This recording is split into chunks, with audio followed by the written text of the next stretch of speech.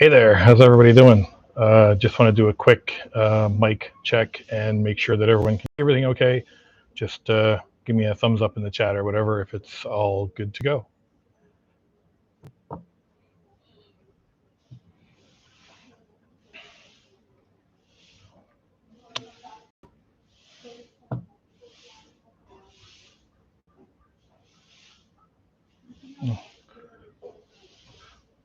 There's actually a bird that just landed over here behind me, right above my thumb.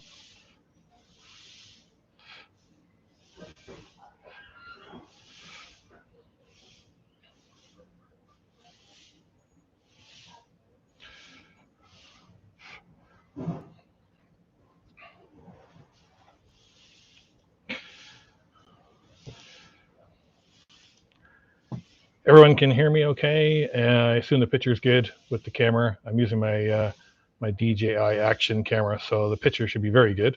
And I just want to make sure that the audio and stuff is okay. Doesn't sound like I'm, you know, I don't know, dying or something. Make sure it sounds good. So just let me know.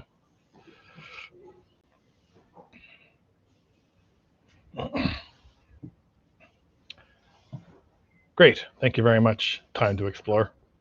So first of all, welcome. My name's Ian. I am known as WanderBeard on this channel, and welcome to my second live stream.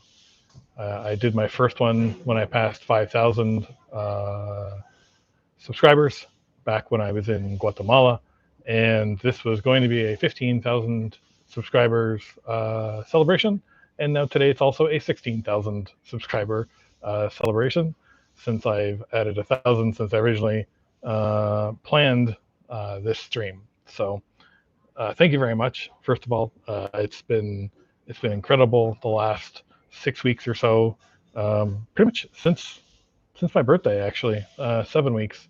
It's been a kind of a upward trajectory in a lot of ways, and I've been really excited about it. And it's just motivating me to do more things with both my YouTube channel as well as my own website, and I'll have some updates on some of those things here today.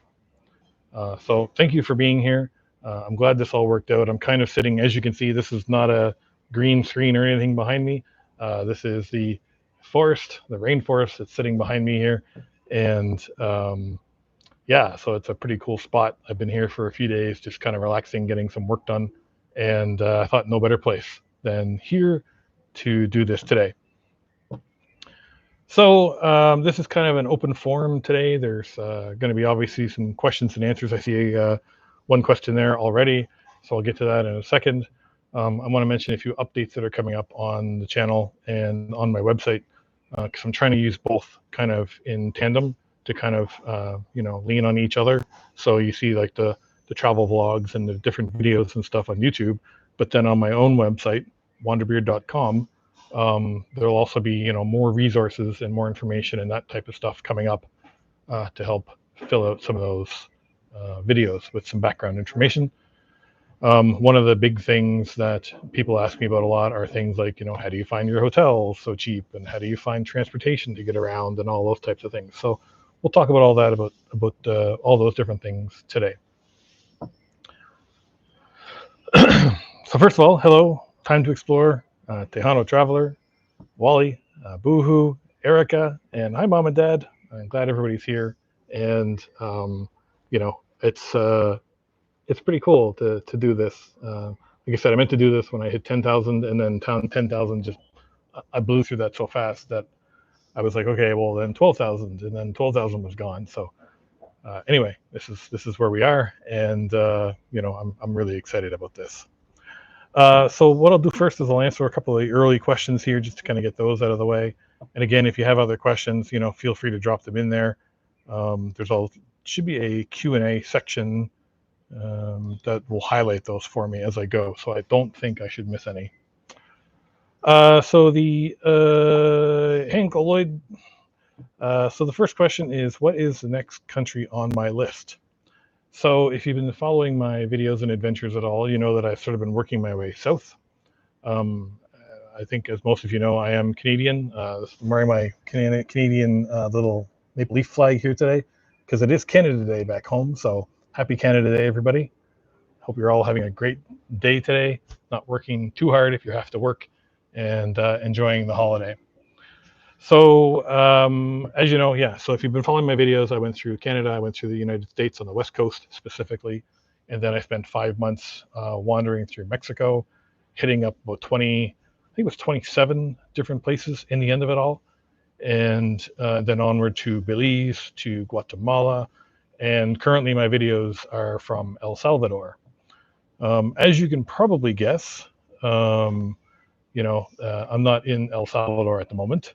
I was until recently, finished up my time there, and I'm currently in Honduras, actually. I'm staying at a lovely place here on the lake, and I'm continuing my adventures through this country. I'm going to have some amazing videos to show you from here. This place has completely exceeded my expectations in every possible way. There was a lot of concern, before I came here. I was like, oh, is it dangerous or whatever? Because, it's the same as other places. You always hear on the news about, oh, this place is dangerous and this place you shouldn't go. But it's been no different than anywhere else. Everyone's been awesome. People are so friendly. It's been easy to get around. I've been using local transportation pretty well everywhere I go, and it's been great. I haven't had any problems, knock on wood. But it's been really awesome. So to answer your question, I'm currently in Honduras, and I'll be going to Nicaragua next, and then continuing my adventures south from there, Costa Rica and Panama, obviously. And then from there, I have a decision which direction I kind of want to head once I cross over into South America. Hope that answers your question. Teano, so then you owe us one. I probably owe everybody one at this point, to be honest. I don't know. I'm always feel very fortunate that people are choosing to watch my videos. And when I started this channel, a year and a half ago, my whole perspective on this was honestly, it'll be really cool if 20 people watch these videos. This was as much a record for me and for my parents and, friends and stuff to kind of document this experience. And so to have now this kind of audience on my videos and all that sort of stuff has been really, really humbling to me, and it means a lot. So, and I don't just say that to, to sound cool or whatever. I genuinely, really, really do appreciate it. So yeah, I owe everybody a beer or a drink or whatever you want. Hey, Doug. Happy Canada Day to you. Hope things are going well. Moki Mari in Japan, hello. And time to explore New Brunswick. Well, that's cool. That's hello, another fellow Canadian. Erica, happy Canada Day. Marcos asks, hope you're having a great time wherever you are. How did you like Belize? Did you visit San Pedro Island? I was in Belize for 2 weeks, I think it was, roughly. And I went to Belize City, which I really enjoyed. It's a port town, so there was lots of things going on. You get to see all the cruise ships coming in with all the tourists who hang out on the port in Belize City for an hour or two, and then say, "Oh, we've been to Belize." So that was kind of fun. And then Placencia was incredible. I'm so glad I got down there to explore that. Had an amazing time there. Had a great place to stay. It was $15 a night at the Ana Di House Hostel is what it's called, and it was $15 a night. Great spot. I then went to Key Kulker, and I was there for a number of days. I think if you've seen my video from Key Kulker, you know that I kind of get this weird mixed up deal where when I booked my hotel through Booking, they only charged me for 1 night, but I had booked for 4. So the hotel ended up honoring the deal, and I ended up having a smoking time in Key Kulker for 3 or 4 nights or whatever it was for the price of 1. And it was pretty great, not gonna lie. And then Belize, the last stop in Belize was actually over in San Ignacio near the border with Guatemala. It's a very cool little town. I had a great time there with the iguana farm, the sanctuary that they have there. They're doing a real good conservation efforts with green iguanas over in San Ignacio. So that was really cool to see too. So I had a great time in Belize. I think a lot of people skip over it because they think it's too expensive. For me, I would say the only really expensive thing was a hotel in Belize City. It was more than anywhere else that I've been since I left the U.S. Between Mexico, Belize, Guatemala, El Salvador, Belize City was the most expensive hotel I had, and it was very bright yellow, if I remember correctly, too. Yeah, Marcos, Costa Rica. I'm hoping to hit there as well. I was actually visited there back in 2012 at one of my former employers. They sent me down there to do some training and stuff for a couple weeks, and I fell in love with the place. It was amazing. So I can't wait to go back and see it again. Hey, Melanie. Happy Canada Day. It's very tropical here today. Thankfully, not too hot. Might rain a little bit shortly. It feels like it's going to rain, but it's nice here. The weather's great, so it's been really good for that. Come back to Mexico City for the World Cup next year. Hell, it's interesting. I'm not a huge football/soccer fan, but I do watch the World Cup a lot. I was in Peru in 1998 and actually was there during the World Cup, and it was fun to always see like basically everything would just shut down when the games were on. There'd be a match on, and like businesses would stop, restaurants would close, or just be open to watch the game and nothing else. So, World Cup is a pretty amazing experience. So, thank you for the 15,000 Mokori. I really appreciate it. As I said, this is 15,000/16,000, I guess, because I rolled over 16,000 subscribers yesterday or the night before last, which caught me off guard, as they always seem to do. I was not expecting to get anywhere near this when I started this project. Like for reference, to give you an idea, when I entered Mexico last year, in last July, I think it was almost actually, might even be a year ago today that I think about it, that I entered Mexico. And I had 700 subscribers, something like that. Which is a shame because I really like some of the videos I did in the United States, but no one's watched them. So if you're looking for something to watch on my channel, go back and check out some of the US stuff, because I was really, I'm still learning the ropes at that point, but I had some really cool adventures in some of those places. Doug, have safe travels. I remember you telling me you were going to Guatemala in July. So have a safe trip on the 15th. Hope you have a great time there. I've talked about it endlessly, but I loved Guatemala. I was there for ultimately almost 10 weeks. I planned on being there for about a month. So kind of gives you an idea of just how much I liked it and how much, I added more and more places to it as I was there, because I was like, oh, this place looks cool. And I'd go to like Coban up in the mountains, and then, oh, there's a place called Huehuetenango, and there's a place called Momostenango, and those places sound cool, so I'll go check those out too. And then suddenly it was 2.5 months later, and my visa that I had for Guatemala almost was like, well, I should probably go and reset it, because I'm definitely not going to have enough time left for the rest of the countries on the visa. So anyway, have a good time. Thank you, Don Juan, for the congratulations. I really appreciate it.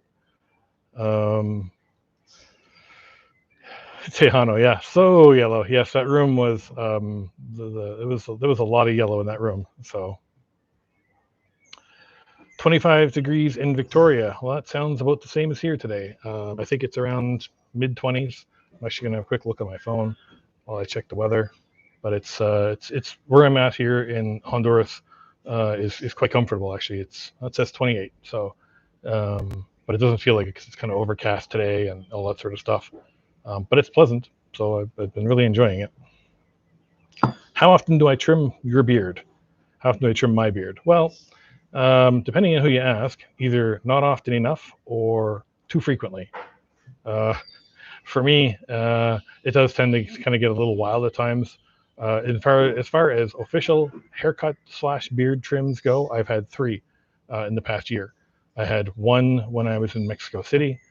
I had one when I was in Key Culker in Belize, and I just had my 3rd one a week ago, 10 days ago now, here in Honduras. And like I always seem to get to the point where I'm like, oh, I should do this more often, and then I don't, and then all of a sudden it looks like I'm the wild man from the woods or something.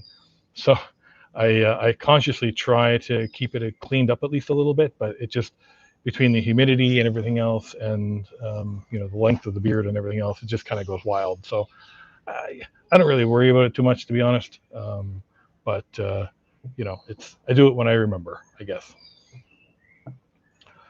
Found your videos a few days ago and had to hit sub. Great content and presentation. Nice to see your other perspective and places of interest. Thank you very much. I really appreciate that. You know, I just, you know, I'm a lot of people, I think, tend to put on a face when they're on YouTube, and they try and put on like a personality or someone that they're not in the day to day. And you know, surprise, this is me. I'm pretty laid back, pretty chill these days. You know, I've really just been enjoying the travel and enjoying meeting people, seeing places I never thought I would get to see, all of it. And I just, you know, I try not to get too stressed out about things anymore. I was very stressed out in my last job, and it, you know, brought a lot of stress and strain, both mentally and physically. And I mean, I feel better now than I have in a long time.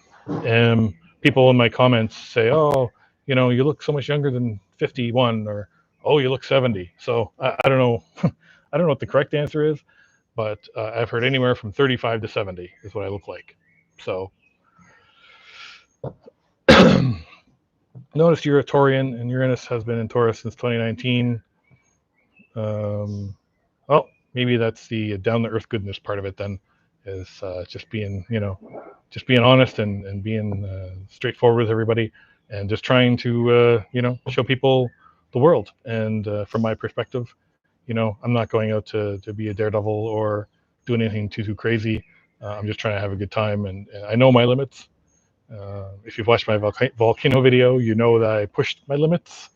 But you know, I certainly am exploring things that I certainly couldn't have done physically a year or two ago, and that's a really great feeling, because it really shows that despite all the pupusas and all the tacos that I've eaten in the last year and a half, I'm still making positive progress on physical health and especially mental health, which to me is equally, if not more so, important. So. Heading straight to the lake, San Pedro, rented an apartment, one-way ticket, booked El Paradon for a week with two buddies. Oh man, you're gonna have a great time in San Pedro if you rented a place there with the one-way ticket. Yeah, I'm a little jealous, because when I went to Lake Atitlan, I planned on hitting up a couple of spots and then, you know, checking out 3 or 4 others. And in the end, I ended up staying in 5 different towns around the lake in total, and just the place just blew me away. I mean, I know that there's a lot of issues with Lake Atitlan right now, with things like pollution and the population explosion that's happening there is of great concern, I think, to a lot of people, especially for locals. But it is a pretty magical place for people to go and to see. So have a great time is all I'm going to say. I'm jealous. What are you doing for mobile data on your phone, or do you even bother?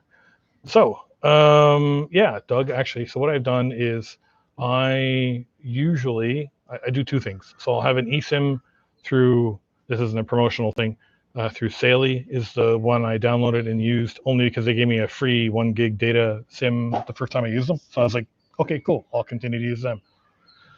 And so what I will do is I'll just pick up usually the cheapest package available, which is usually like 1 gig of data for 7 days or something, as I enter new countries or as I enter new areas that would require a new SIM. So, and then once I get to the country, then I actually go and buy a physical SIM for the place that I'm going to be into. And the reason for that, I find, is that eSIMs are great, but man, do the costs add up quickly. Like in Belize, for example, you know, I could have kept going with an eSIM for the 2 weeks, and it would have been 3 times the price of what I got a physical SIM card with a tourist package, they called it. And then when I got to Guatemala, I got a Tigo SIM card for there, which was great, worked perfect. I was able to use the app to reload it as I wanted to. Again, super cheap. And then when I got to El Salvador, I actually switched to Claro. So I have a Claro SIM now with an El Salvador number on it. And Claro's nice because they actually let you roam. You know, your El Salvador data can roam in Nicaragua and Costa Rica. And so you don't have to like keep switching SIMs. You can keep the same number, all that sort of stuff. And so I just find that using the local SIMs are just better. It's cheaper in the long run. And I find that the connection quality is usually a little bit better with a physical SIM too. So yeah, so that's kind of what I do is I just kind of use a physical one whenever I get them. You know, they're super cheap. When I was in my first stop in El Salvador in Santa Ana, I went into the Claro store and I paid $12 US, I think it was, and I got a SIM with 30 days of data, like 12 gigs of data, I think it was, and unlimited calls and texts within the country. And then the way that the cell phone companies work down here is a bunch of apps are included for free. So you get unlimited YouTube, unlimited TikTok, unlimited WhatsApp, and a couple of others aren't even included in your data. So, I mean, compared to back home in Canada, the data plans and stuff you get here with SIMs are just, it's unbelievable how much better they are. So I'd recommend doing the same thing if you're going to be going to Lake Atitlan. Tigo and Claro are the two big ones, and you know, they're all cheap. So, Loy, Gerald Day, congratulations on the 15,000 subscribers. Thank you very much, Uncle. It's been a pretty wild experience, pretty amazing, and I've been really, really happy with it. So it's been feels really good. Have I considered going down to South America, perhaps Argentina, and visiting the snow mountains? Well, I will say if there's one thing that I have missed on my travels, it has been snow. I would say that, yes, my plan is to hopefully continue south through South America. My sort of dream trip when I started this was, when I envisioned all this, was to complete a loop around South America. So I go down through Mexico, through Latin, Central America, however you want to call it. And then when I get to South America, kind of head down the Pacific coast through Ecuador, Peru, Chile, and then back up the other side through Argentina and Brazil, and then go up from there. So that's kind of was what my original dream plan was when I started this whole thing. As you may have noticed, I travel at a snail's pace. It has taken me 15 plus 16 months now to get as far as Honduras. So, you know, I either have to speed it up a little bit or just accept that I'm going to take my time, and, you know, I might not get to the southern part of South America for another 12 months or something. I don't know. But I'm working on it, and I would love to get down there because if you don't know, I lived in Peru in 1998 for 4 to 5 months. I was there with Care International as part of my work placement for my university program. And I loved it. I got to visit Nazca. I got to visit Iquitos. I got to visit a couple of other spots, Puno on Lake Titicaca. I did not, however, get to Machu Picchu or up that way. And the reason for it, I was planning on hiking the Inca Trail and actually injured my foot about a week before I was supposed to leave. So I didn't go, and I didn't do the trail, and I didn't get up to Machu Picchu. So I'm dying to get back to Peru, if only to get to see Machu Picchu finally. I've been meaning to ask you about your necklace with the crystal on it. Is it a specific crystal? So this one? Unfortunately, I don't know. The short answer is I just bought off of a vendor because I kind of like the look of it. It's just kind of brown. I don't think it's anything too fancy. But I just, I just like the look of it. Like, it wasn't puka shells or anything like that. It was just something simple. And I bought that, I want to say in Mexico, maybe. I've had it around for quite a while now. It's starting to get a little tarnished on the metal part on the clasp, but it's, it's just a necklace. Are you going to cross the Darien Gap into South America? So no, I'm not. My plan is a bit more complicated, I guess. I'm just going to get a drink of water. Sorry, 1 sec.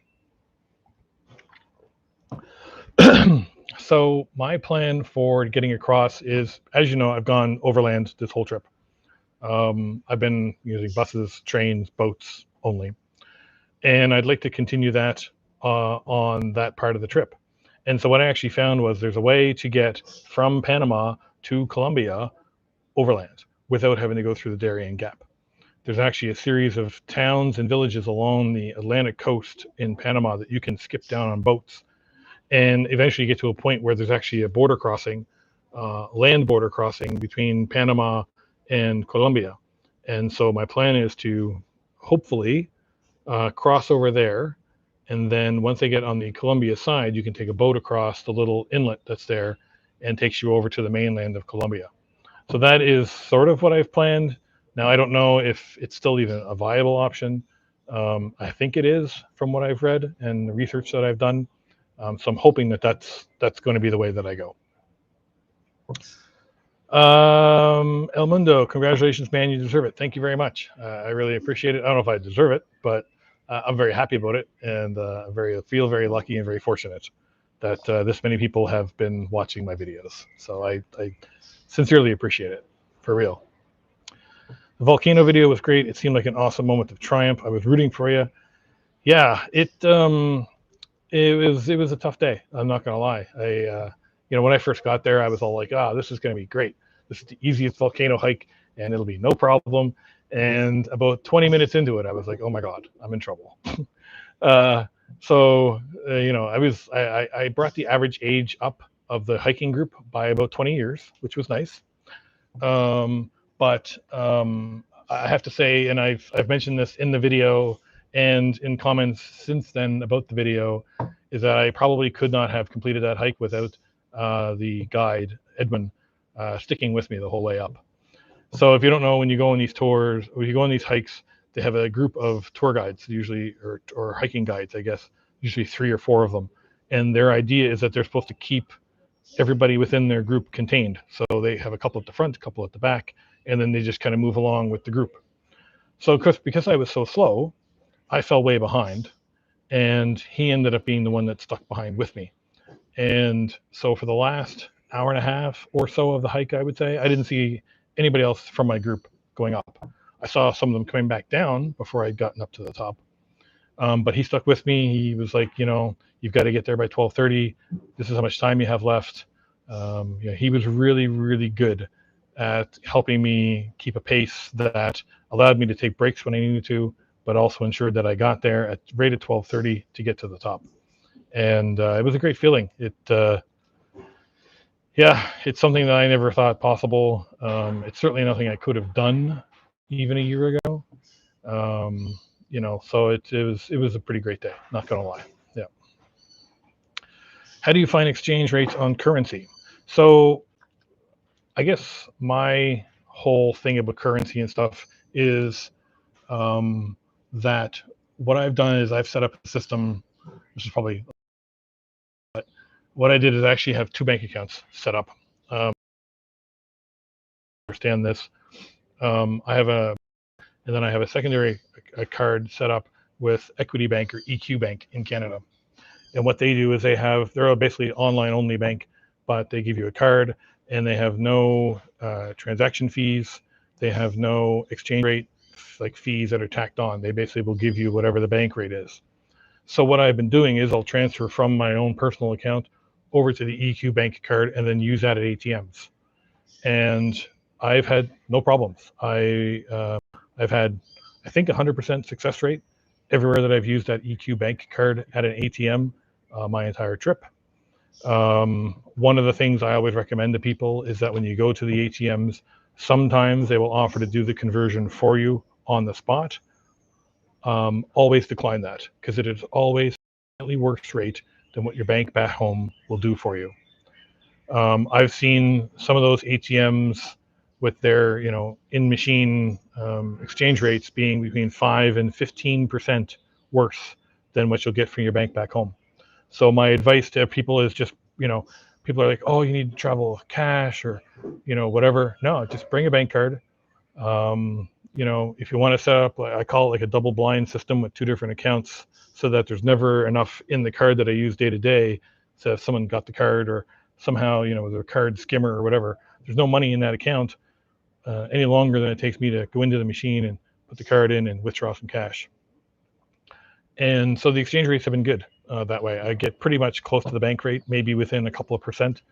But in the end of the day, it's been really good that way. So I hope that helps answer that question a little bit. Congratulations, 15K, 16K now, enjoying your videos. Thank you very much, John. I really appreciate that. Doug, I do similar. Keep Go for data in Canada. Data never expires, and I have a Guatemala SIM Tigo I use down there. Yes, the unlimited stuff makes a big difference. It really does. Like if I'm sitting on a bus, going traveling for 3 or 4 hours, and I'm watching YouTube the whole time, it doesn't cost me a lick of data, which is amazing. Now I know people will say, "Oh, that's an unfair advantage for some of those apps," but and it is absolutely. But when I'm traveling and when I'm looking for data availability and those types of things, it's always a nice feature to have. Really helps kill some time for sure. Hearing you talk about SIM cards and phone plans reminds me there's always some paperwork in getting to a new country. Is it annoying, or are you pro at it already? I really haven't had too much as far as paperwork goes for countries. Mexico is just a visa, a passport stamp for 180 days for Canadians. Belize was the same thing. I think it was a $20 fee when you left Belize, $20 US. So it's like you get into the circus for free, but you got to pay to get out, kind of thing. But that was fine as long as I was, just make sure you have the money in advance. El Salvador, when I crossed over to them from Guatemala was no charge, in or out. El Salvador had a $12 tourist fee. They give you this little square blue card that you basically carry with you while you're in the country. So when I crossed into El Salvador the first time, I was only there for about 10 days, and then I flew out so I reset my visa and I came back. So yes, I should say I've traveled completely overland, but I have used airplanes a couple of times to go out and then come back to exactly the same place. So when I was in El Salvador the first time, I was there for about 10 days, had to pay that $12 fee at the border. And then I flew from San Salvador up to Mexico for a couple of weeks for my birthday. And then when I flew back, I came right back to San Salvador and picked up basically right where I left off. I actually doubled right back to Santa Ana on the bus, to be honest. So anyway, so when I came back to El Salvador the second time, in that few weeks gap, they'd actually done away with that $12 tourist card. So it doesn't even apply anymore. So if you go to El Salvador now, they don't have that. There's no fee to get in or to get out, which is nice. And then lastly, Honduras, they just stamp my passport. Canadians have a CA4 visa. I believe it's the same for the States, but I might be wrong on that. And the CA4 is a 90-day window that you get for a combination of Guatemala, El Salvador, Nicaragua, and Honduras. And you can explore all four of those countries together for 90 days. Anything longer than that, and then you're over your visa, despite some individual countries will tell you, oh, you have 180 days, because that's what El Salvador wrote in my passport. But that doesn't matter. The 90-day total is what counts. So when I got to Honduras, they stamped my passport and they looked at me and they said, you have 66 days left to finish your trip through Honduras and Nicaragua. So, but that was it. I think I paid $3 US maybe at the Honduras border to get in, which was, whatever, which was fine. But it's always fun. It's always pretty easy just to walk across the borders and get the stamps. I'm a big fan of collecting those stamps too. So it's always kind of good. Do you see the attitudes of people you meet change for the better when they find out you're Canadian versus American? It depends on who I'm talking to. If I'm talking to Americans who are also traveling, they tend to not be as open, but then it's the opposite for almost everybody else.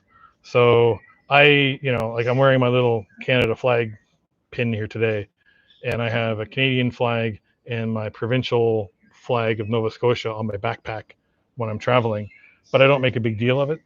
If people ask, I'll say, oh yeah, I'm from Canada or whatever. But generally speaking, I find that it doesn't really matter too much. People are just generally good people. People are just trying to get by like everybody else, trying to pay their bills, trying to make a little bit of money. And so people generally are pretty nice. And if the Canadian topic does come up, usually I've had some pretty positive reactions to that, to be honest. But I don't make a point of saying, oh, just FYI, I'm not American, I'm Canadian or whatever. Because I think for a lot of people, it doesn't really matter unless you're in a big tourist area. And then I find it does make a big difference. But anyway, I hope that answers that question. Do you fear you are too old to get rehired whenever you return? From Priya. So that's a hard question. I'm from an IT background. I was in IT for almost 25 years. I worked at a bunch of different companies, did a bunch of different jobs. Um, I think that IT is going through a change right now that is not just specific to people being aging out of the programs. There's obviously a lot of things coming into play with things like AI and automation that are really hitting IT and tech sectors very hard. And so I think it's a race to the bottom in some ways. I think you're looking at companies are hiring younger and hiring cheaper. And I think a lot of that experience doesn't seem to matter too much anymore for people, to be honest, which is a little scary. Um, so I don't really want to have to go back, to be honest, and go back to an old job. I'm working pretty hard at trying to turn this channel into, there's a bug on my screen, um, turn this channel into a full-time thing where I can continue to travel, have the channel support it and all that sort of stuff. So, but if I did have to go back, I'm sure I could find something. I don't have any, big financial ties or anything back home. So if I have to go back and take something that's, doesn't pay quite as much or whatever, then yeah, that's fine too. But my goal right now is to continue to work on this channel and make it feasible so that I can continue to bring you adventures from the road.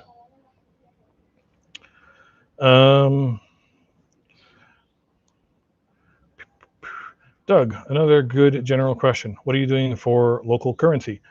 Yeah, so as I mentioned earlier, I just use local ATMs. Everywhere that I go, I'll just take out enough cash that I need. I try to book all of my places that I stay online as much as possible, but I've often found that talking to people who own the properties directly, usually through WhatsApp, has netted a better rate, and then I have to pay in cash, of course. But yeah, I've never gotten to a situation where I've been in a town. This isn't true. There's one exception. I'll get to that in a second. There's been hardly any situations where I've been somewhere where I wasn't able to get cash or didn't have enough cash to cover certain things. Mulegé in Baja, Mexico, had no ATM in the entire town when I was there, and I had found that out ahead of time from the person I was staying at their Airbnb. They were like, "Heads up, there's no ATMs in town. Make sure you bring lots of cash for the time you're going to be here."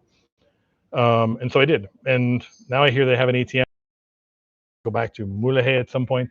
They have an ATM in town now, but yeah, as far as local currency goes, I try and use cash as much as possible. It's nice to be able to use cash, I find, because it lets you kind of keep track of things a bit easier.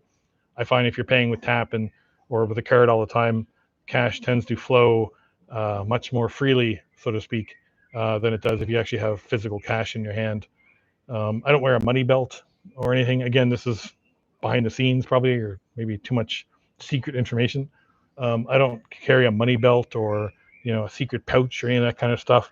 I just consciously carry a bit of cash in my pocket with a zipper on it, and it's not been a problem. So there are no local eSIM options. I had just gone to Vietnam and had a cheap eSIM. Got at the airport after my global eSIMs would not work. So I was thankful airport at eSIM as Apple killed SIM. I can't comment on Apple products. As someone who worked in IT for 25 years, Apple is one of my nemesis. I've never worked well with their products. I've never been a fan of their phones. I don't really care for their stuff too much. I have a Google Pixel phone, which allows me to put SIM cards in, and I can swap them in as I need to, and it just works. And yeah, so as far as eSIMs go, yeah, there's probably some. I know there are some countries that specifically require a local SIM or a local eSIM. Vietnam obviously is one of them, and I know there's some others like that too. How are you handling all the different set of bugs and creepy crawlers that come with the more tropical side of things? Well, I keep a lot of this very nearby, and I have a couple of different ones actually. I have that, and I actually found this really great product by a company named Vitaderm. I found it in Mexico, and it's actually a sunblock with a bug repellent in it, and it's like a citronella-based bug repellent, and it seems to work far better than this stuff does. So it's been pretty good. I still get eaten a lot, even just sitting here. Like I'm surrounded by bugs right now. I can see them swarming. But it's just, it's trying to manage it as much as possible. I'm sitting here with long pants on and socks and boots today, because they seem to like my elbows and my ankles the most. So I'm trying to prevent some of that from happening.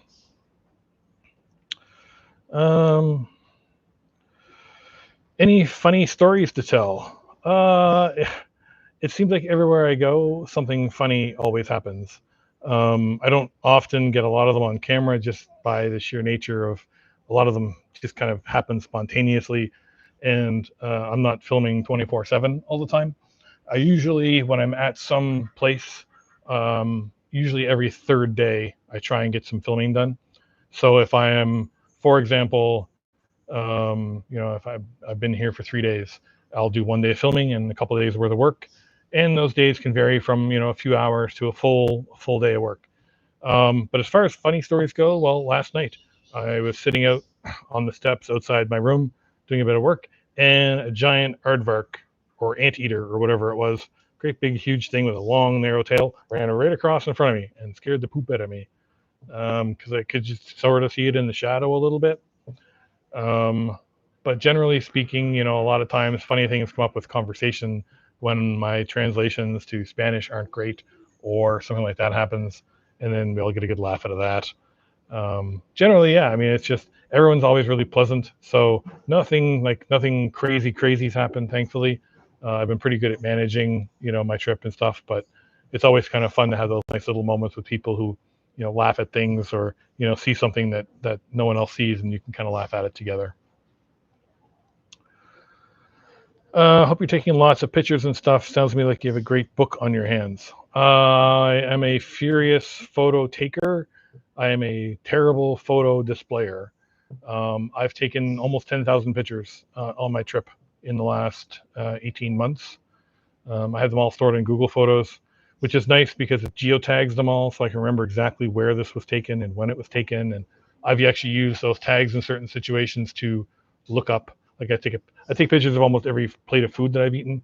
Just for, I have a section on my website that talks about all the different food that I've had, and so that way I can go back and look at and click on it, and it'll bring up a map and it'll show you exactly where you took that picture. I'm like, oh yeah, that was the name of that restaurant, and oh yeah, that's how much that cost, or those types of things. So yeah, I take a lot of pictures. I just wish I did a better job at showing them off to people, but maybe someday. I just realized I haven't heard you fight people over video fees in a while. No, there's been no fighting over video fees, so that's been nice for sure. It's a big difference. I found that when I was in Mexico, just about every place I went to, there was an extra fee to record, either at archaeological sites or museums or that type of stuff. But since I left Mexico, I don't think I've even seen a video fee in Guatemala or El Salvador or here in Honduras or even Belize. I feel like there was one or two, maybe, but very, very, very few times it's happened. So that was quick. Good for you, my man. Keep watching. Thanks, William. Yeah, it's been crazy. My birthday was May 7th when I turned 51. I was at around 5,500 subscribers at the time. So it's been a pretty fast blow up for the last 6 weeks or so. And that's why I was joking earlier. I was like, oh, this will be great. I'll do a 10,000K subscribers live stream. And now I'm at 15,000, and then I passed 16,000 before I even had a chance to get this on air. So I opened a Scotiabank account, no foreign ATM fees, and they're everywhere. Yeah, as long as you only use Scotiabank internationally, it's not a problem. Scotiabank is really harsh on fees for non-Scotiabank users internationally. In Mexico, they were always the highest fee by a factor of about 3. So where other machines would be $3 or $4, they were charging between $10 and $15 for cash withdrawals for Canadians from non-Scotiabank accounts. So I I didn't bother with them at all. I tend to ignore them as much as I can, and just go with, you know, the local banks. Usually the local banks offer you the lowest fees, is what I've found. Gotta run. Keep up the great work. Thanks, Tando Explorer. Hope you had a great day. Ed, I saw your video on the Santa Ana volcano. It was very nice and touching. Thank you. It was a crazy day for sure, but one that I'm so glad that I completed. I worked really hard to to get to the top that day, and pushed the last little bit to make sure I got there on time. There's actually, if you look at the end of the video, there's a graph there that shows the inclination of the hike, and then my pace of the hike, and you can kind of see at the very end of it, there's this little uptick, because I was like, I gotta get there, I'm gonna run out of time. So yeah, it was a good day. I had a lot of fun. So how did you set up your mail or banking? All email, absolutely, no bills. Yeah, so for banking, I said earlier, I have 2 accounts set up. I have my own personal bank account set up with my savings and stuff that I'm using for travel, and then I have a separate account set up with EQ Bank, which is great for no fees, no transaction fees, no foreign exchange fees, all that kind of stuff. And I just transfer cash as needed from my personal account to the EQ Bank, and then just withdraw cash using their card. So there's never enough in the EQ Bank card to, you know, if someone took the card and tried to withdraw cash, there's never anything on it, because I always just take out enough cash at the time to keep the balance at or around 0 on it. Have you met subscribers along the way? Not existing subscribers. I had a very funny encounter the other day here, actually. I was doing a bit of filming at one of the parks, and I was walking along with my camera, and there was a bunch of students coming towards me, and they saw me with the camera. And so I turned the camera off, because I was trying to do like a nature walk, a peaceful nature walk through the woods. So I was pausing as people would walk towards me, and then I'd pick up again. And they walked over to me, and they were very quiet at first. They were like, "Do you have a YouTube channel?" I was like, "Yeah." And they all went ballistic. They all were like laughing and celebrating and screaming, and they all wanted pictures and stuff with me, and you know, channel names so they could subscribe. It was a very surreal moment to me. Those are the kind of things that I don't think I'll ever get used to. I find that whole, you know, celebrity worship, I don't want to call it that, but you know what I mean. I find all of that a little much at times, but I was really, they were really excited about it, and I was more than happy to do the pictures and all that sort of stuff. So I haven't met any existing subscribers along the way that I can think of.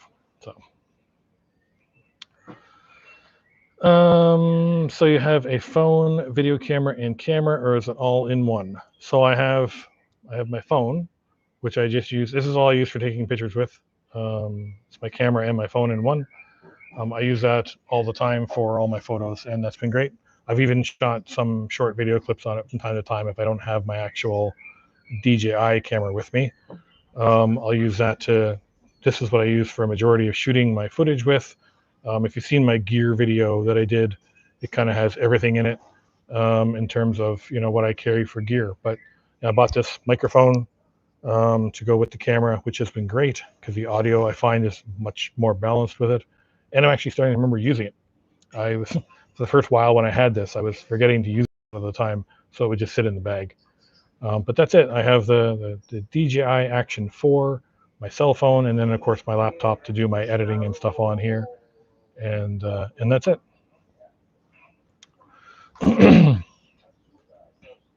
After South America, where next? Carolina. That's a good question. So one of my other places I'd like to go explore would be Southeast Asia. I spent some time, I taught English in Japan for a year about 20 years ago, and that was great. I loved it. I loved Japan. I loved everything about it. And I went to Thailand and South Korea for vacations while I was in Japan, and I loved Thailand. This was 20 years ago, so it's probably more crazy now than it was then. But it was a really cool place.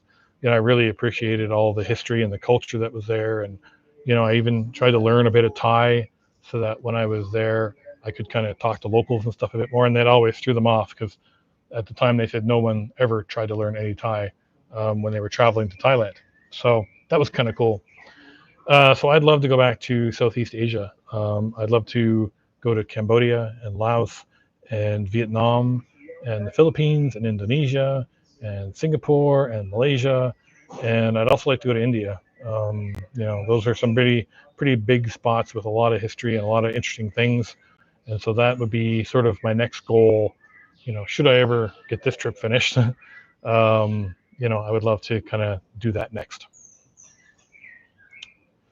What's the most memorable place in El Salvador so far?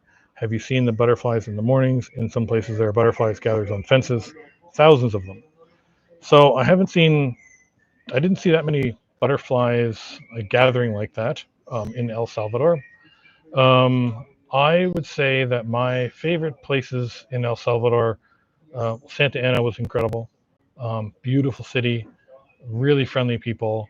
That whole main square in the city was really great. I had a great spot to stay when I was there at Casa Vieja. When I left for a couple of weeks and went to Mexico, they actually held on to one of my bags for me for the whole time for free, which was super nice of them. And then when I came back, I obviously stayed with them, to continue the trip. Um, I It's tough. I didn't have any bad experiences in El Salvador. I was even really impressed with San Salvador, the capital, which you'll see in some upcoming videos. I was really blown away by the capital city. There's a lot of new stuff happening in there. The new library that they have there was just like no place I'd ever seen. Um, the Ruta de las Flores was beautiful. I did 3 stops there over the course of about a week and had a great time there. Just small towns, small communities, very quiet, laid back. But it was really nice to see those places. And I would say that the next video that's coming out after the Ruta de las Flores, the next place I went to from there, was one of the coolest places I've ever been. So you'll have to wait for that. Do you have any favorite foods from each country you have visited so far? Yes, of course. So I'm a big fan of eating as much local food and trying the local things as much as I can. I am proud to say that I've had McDonald's 4 times in the last year. And usually it's once per country. I'll try it out in each place just to see what it's like. But primarily, when I was in Mexico, I ate my body weight at least twice in tacos. And I don't think I ever had a bad taco the whole time I was there. The food was delicious. The Layuda, I think is how you pronounce it, in Oaxaca, those were something special too. They were sort of a unique dish to that part of Mexico, where it was basically a giant, I don't know, it had to be 40 centimeters across or more, of like a giant baked tortilla almost. And they would stuff it with like meat and vegetables and things, and they'd fold it over with cheese, and it would all melt together, and it was spectacular. So I really like that. Belize was really good for seafood, although I didn't have too much of it when I was there, only because I wasn't there that long. But as far as like Guatemala and El Salvador go, it's, the answers are going to be, it's going to be pupusas. Were great everywhere I've been. They actually have baleadas, or what they're called here in Honduras. And basically it's like, again, similar idea. Actually, it's like a 12-inch tortilla that they fill with different options. They have usually like refried beans, and then they'll do scrambled eggs, and then they may have like chorizo or cheese, those type of things. And then they fold them over in half, and they have breakfast ones and lunch ones and different ones, and they've been really good too. So yeah, so really for me, it's just trying the local stuff as much as I can. I have had, I was going to say none. I've had one time where I had some stomach issues with food, and that was the I call it the WhatsApp pizza that I ordered on Key Culture late at night. The pizza place has a WhatsApp ordering system, so I ordered a pizza from there, and I was not having a good time for the next 24 hours or so. So that was unfortunate. But other than that, I've had really good experiences everywhere with food, and everything is delicious. I've said before that one of my favorite things about local foods is that everything's just cooked fresh. I find when I was back home in Canada and in the U.S. too, a lot of places you'd go that would, sort of pretend to be local places or whatever. It was all prepackaged foods, or it was, just it was microwaved stuff and these types of things, and it was very bland and very expensive. So it's been nice to be able to have local foods from like street vendors, or, someone passing you some pupusas through the window of a chicken bus on the side of the road while you're stopped dropping some people off. That's the best kind of meal you can have. Excuse me. Are you planning on doing a top number favorite places of Guatemala / El Salvador?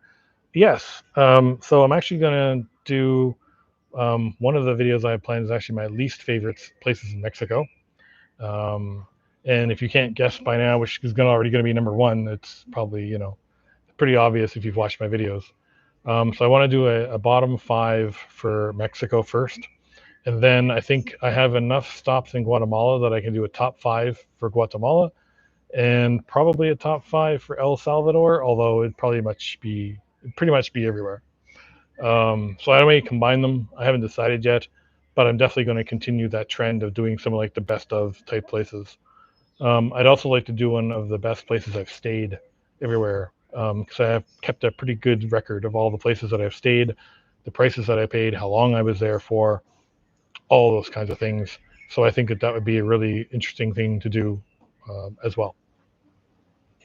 One thing I'm going to mention just quickly while I have a list here in front of me, so I don't forget to mention this while people are still here.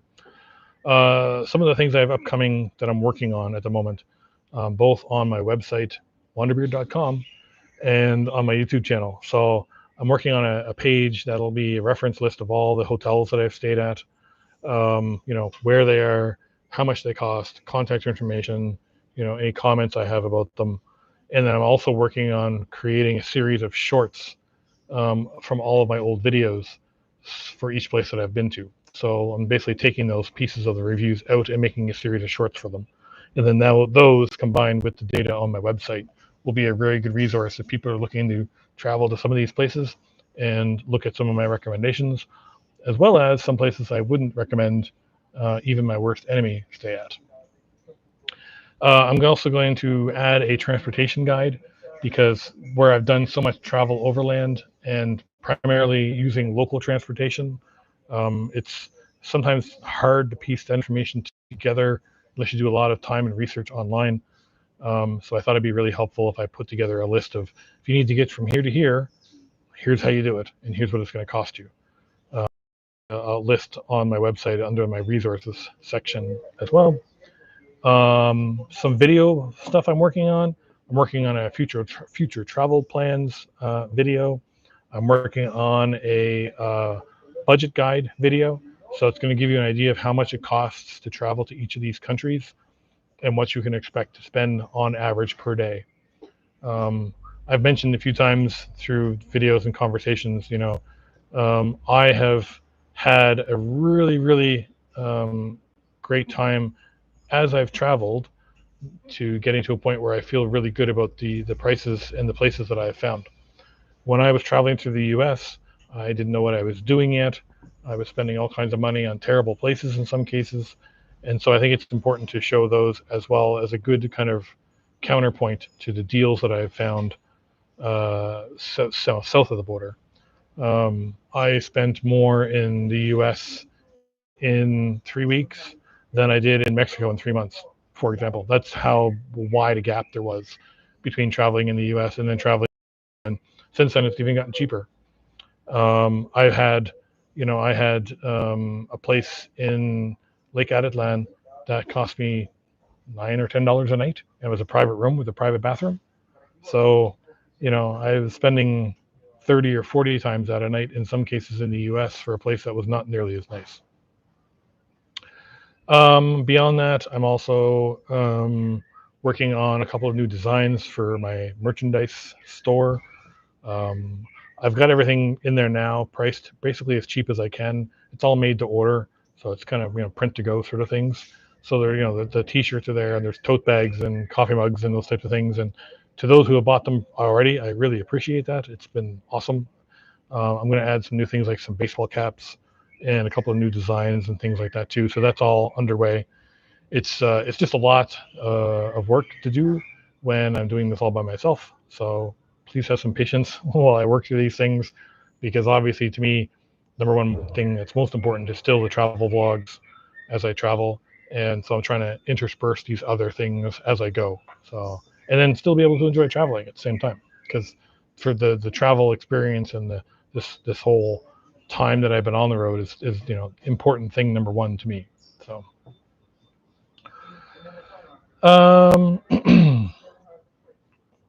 what's your plan for the Darien Gap? Are you planning going all the way to Patagonia? Can never go wrong with tacos. Cao Lo and Hoi An, Vietnam. It's one of those special dishes. Yeah, so I mentioned just briefly earlier, my plan for the Darien Gap is to, I'm not going through it, obviously. I'm not crazy. I certainly understand the risks of it, and don't think that they are worth trying.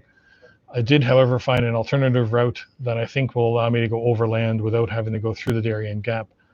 I mentioned earlier that basically there's a series of towns along the Panama coast on the Atlantic side that you can go down by boat and traverse. And then there's actually a border crossing overland where Panama ends and where Colombia kind of comes up a little bit. And so you can actually cross over there on land. Actually, I saw a picture of it. There's a little bridge you walk across and you get flags on each side. And then once you get to the Colombia side, you can take a boat to the mainland across the inlet that's there. So I think that that's going to be something that I'm going to try to do. I prefer to be able to do it overland as much as possible, though, for sure. One Life. Hello, sir. Hello, One Life. Local foods are yummy, but everyone is always afraid. Agreed. I've run into so many people who are like, I can't believe you would eat that. And I'm like, I can't believe you wouldn't. Anthony Bourdain is one of the guys that I looked up to a lot and still do. I mean, even today. And one of his things was always, don't be afraid to have a really, don't be afraid to have a bad meal. And that means you don't get to experience the good ones too. If you live your life in fear and you live, oh, I might get sick from that or whatever, and then you miss out on so many great opportunities for so many great meals. It's so much great food. And the other piece of advice he always talked about, and I remember, was he was always like, whenever you go anywhere, always assume that you are the stupidest person in the room. And that way you, instead of talking so much and pretending like you know everything, you can just listen to people who are already there, people who live in the area, and they will always give you great advice. And assuming that you know everything in advance is always the wrong move, in my opinion. So,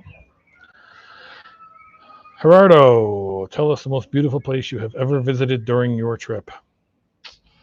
I'll give you a couple of different examples. I'm going to go with, there were so many places in Mexico that I completely loved. Small moments and small places.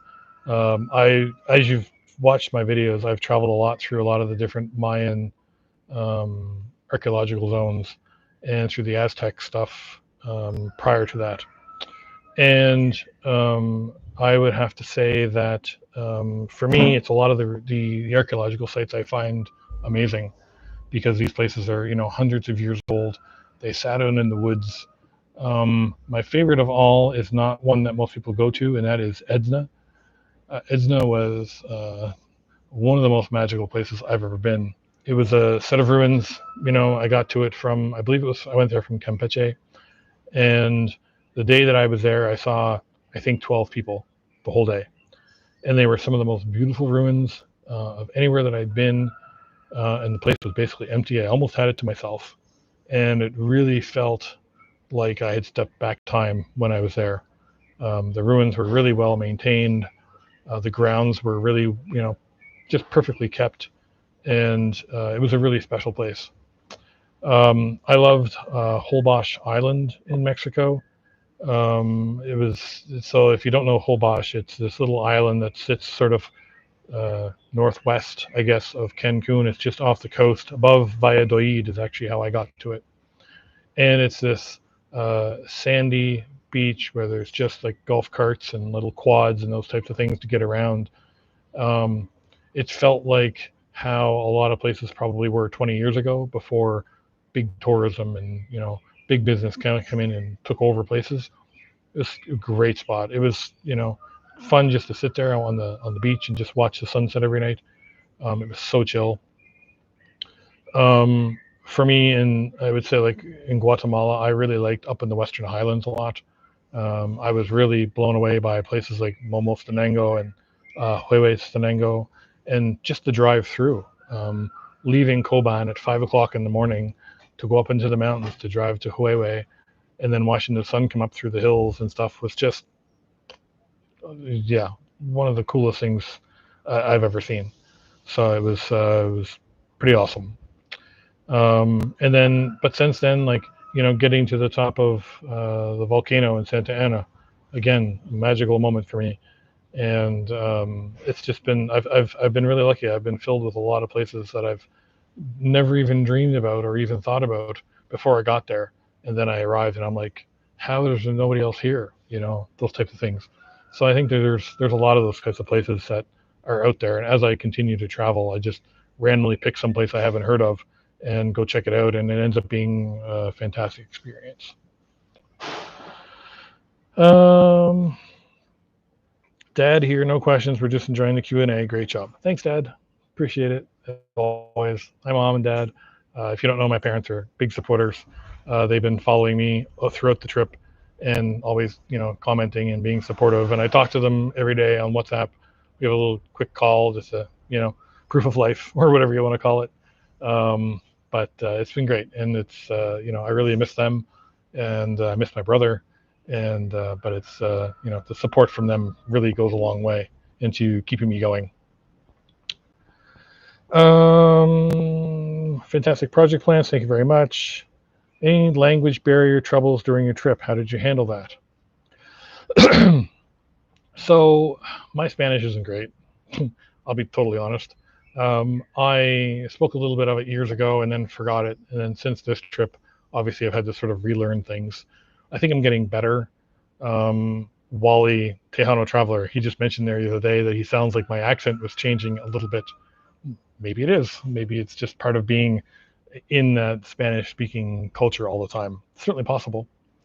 But my Spanish is getting better.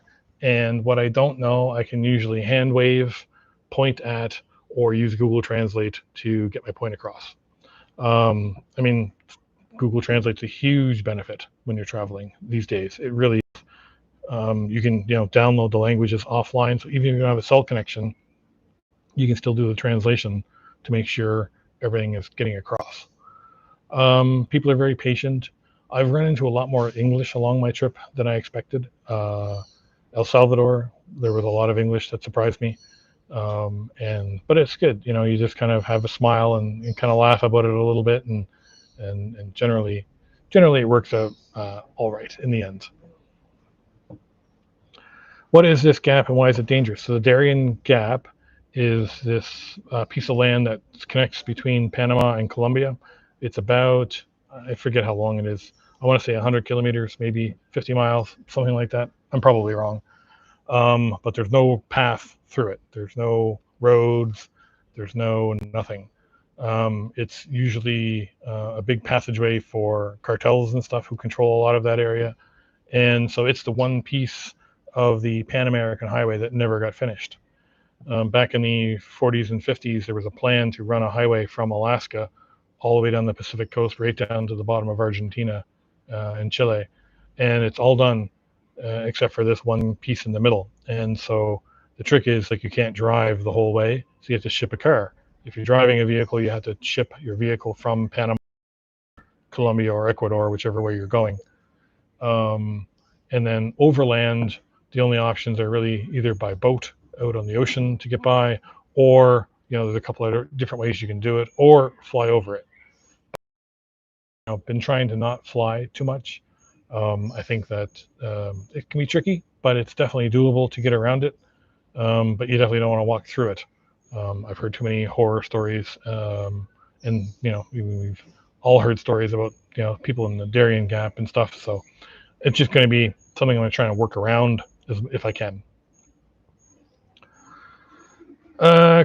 William Creech, sorry I tuned in late. No problem at all. There's actually going to be a replay with this later on with the full chat and everything too. So if you didn't get to see it or missed part of it earlier, you can always come back and watch it again later. What is your opinion on IT? What do you recommend to study? From David. That's a tough question right now. I think IT and technology is going through a huge shift at the moment.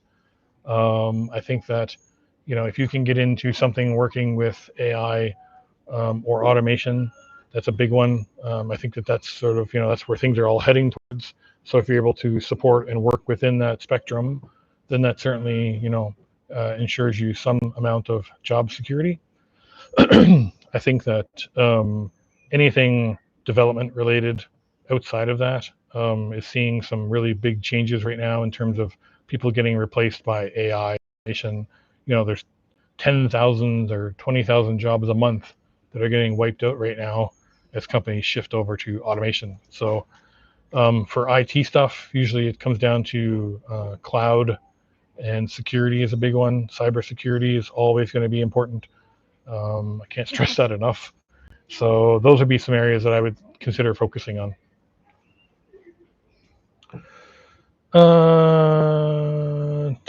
Temesia, I'm late. Got to watch the replay. Congrats on 15K. Thank you very much. I really appreciate it. I did not expect to get to this point. So it's every extra number that I see on that subscriber count that goes up is just like a new present each time. Thank you so much for the Uxmal vids. So glad I went. Yes, I mean, Uxmal was another place. It was amazing. Like they had some truly unbelievably restored buildings there and stuff that was original, that was like nowhere else. There's the Witch's Temple, I think it was called, with the rounded corners on it and stuff, is like nowhere else that I've seen. There was some really cool stuff there. So it was a really cool spot. Ever any times where you just regret all this and just want to go home? No. I would say that, so like I said, I worked in IT for a long time. I worked behind a desk for a long time, and I was pretty miserable for a long time doing that. And I've not had any, again, knock on wood, I haven't had any incidences or anything like that where I've been like, this is stupid, why am I doing this? Let's just go home. I've had a few injuries, like the knee injury in Merida was probably the closest I'd come to, is this all worth it? But then that healed up on its own. Thanks, Mom, for the remote nursing care. And I've just continued to move along. I think there's been days where I've gone, I don't feel like doing anything today. I just want to lay in bed, or I just want to sit here at a table and do some work. But I've never gotten to a point where I'm like, this is just not worth it anymore. Because every day is something new for me. And that's what I'm enjoying the most, is just getting out there and seeing all these different places and seeing these different things and meeting interesting people. And that's, to me, that's what life should be about. Not feeling sick and tired of being sick and tired. Best way to put that. The most expensive place and the cheapest place during your trip. That's from Gerardo. So the most expensive place would be pretty much would have been in the U.S. California was insanely expensive when I visited, and this was a year ago. Prices since then have all gone up another 25% from what I've seen. I stayed at a place in Portland, Oregon, that was $200 and some US per night, and it was no nicer than some of the places I've stayed at that were $18 or $20 a night. I stayed at a place, so one of the places I liked the least, and I did not do a review on them when I was there, was when I went to Yosemite Park. I stayed at a hotel not too far away in a place called Twain Harte, and it was the dirtiest, most disgusting place that I have ever experienced. I had to switch rooms twice while I was there. It was just, everything was just run down. and it was $200 a night or something. And I mean, there wasn't much availability because Yosemite was very popular, and so everything around that area gets booked up very quickly. And they were also misleading with their photos in that the pictures on their website were probably 20 years old, and they had done no upgrades and no nothing since that time. So when I arrived, it looks like something out of a horror movie where you see the picture on the postcard and it's this beautiful little motel on the side of the road, and then you pull up and it's like somebody died here. I'm sure of it. So that was, that was one of those places that was not great. But I found that, in terms of cost of, once I got out of the U.S., things got very affordable very quickly. I mentioned earlier, like the hotel in Belize City, the infamous Yellow Room, was the most I've paid for a place since the U.S., and I haven't paid anything close to that since then either. So it was about double the next most expensive place since the U.S. If that makes sense. In terms of cheapest, I've stayed at some homestays, which are really great. Homestays have sort of this, I think people have this perception that homestays are you're living in a bedroom and then sharing the rest of the house with a family or something. Most of the homestays now are a private space. So when I first started my trip, in my second stop in Mexico was actually up in Ensenada, and I stayed at a homestay there for a week. And I think the whole week cost me $100 Canadian or something for 7 nights. And I had my own apartment with its own kitchen, its own bathroom, and everything was great there. And then I went and had a homestay in La Paz, at the south of Baja, California. It was a similar thing. It was basically around the same price for a week, and it was a great deal. And then since then, Guatemala is really affordable. I had a really nice hotel in a place called Momostenango, the Hotel Otoño, I think it was called, and it was $17 a night, and it had like 2 beds and a bathroom big enough to put another bed inside of. Um, I just saw the comment. Yellow is worth it. I'll reimburse you. Yeah, so I've had a lot of places that have been very affordable. I had one place there around Lake Atitlan, in San Lucas Toloman, actually, and it was a private room with a private bathroom. Not very big, but it was a private room with a private bathroom, and it was $11 or $12 a night, something like that. So it's really affordable to travel. That's why I tell people it's actually been cheaper for me to be on the road than it was to be living at home where I was. I think that, if you spend a bit of time and do a bit of research, there are plenty of great deals to be had out there. It's also very easy to overspend if you don't do that planning. And then suddenly, you need to find something very quick. I only ever usually book a couple days in advance, and I've never run into a situation where I'm like, well, there's nowhere cheap. I'll just skip that place and move on to the next town. That's never happened. So.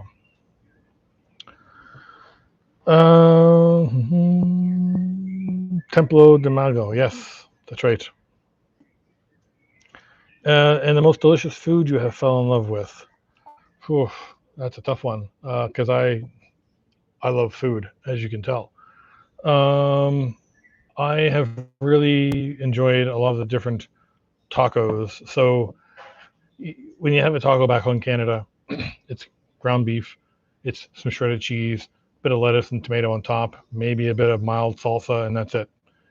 And so my entire worldview on tacos has changed since traveling. You've got dozens of different types, dozens of different meats, different toppings, different spices, and every place you go seems to have something that's a little bit different than everywhere else you've been. So I've really I've really enjoyed that experience of finding some of those local foods.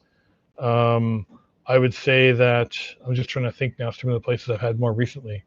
I had a couple of really good food experiences in Guatemala. I had a very local meal. I forget the name of it at the moment, but it was a local dish that came with a lot of vegetables and some delicious chicken that had this really tasty sauce on it.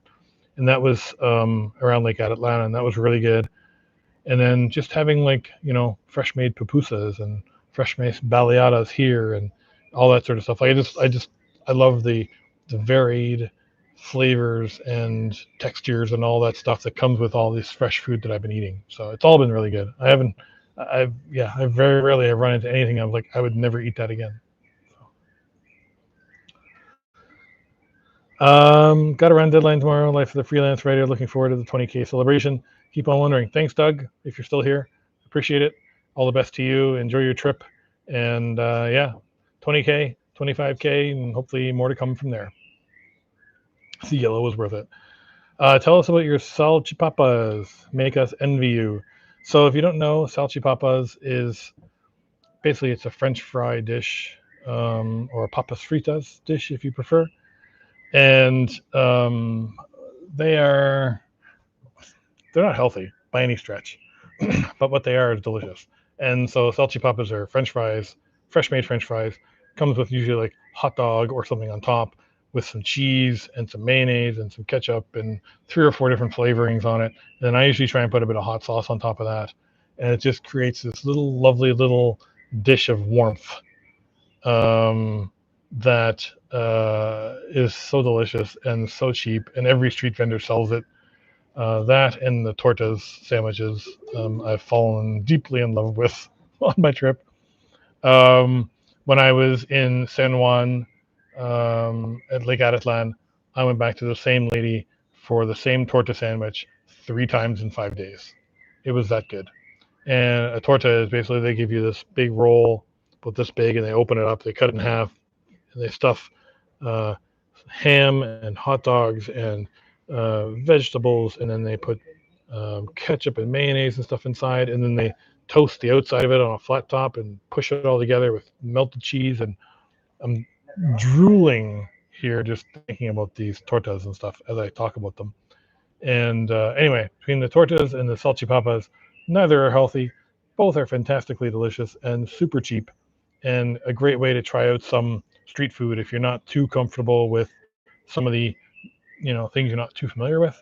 Those are a great way to start and kind of get into that groove of realizing that you can go get a torta sandwich and a plate of salchipapas and a Coke, and it'll cost you less than $5, and you'll be full for the rest of the day.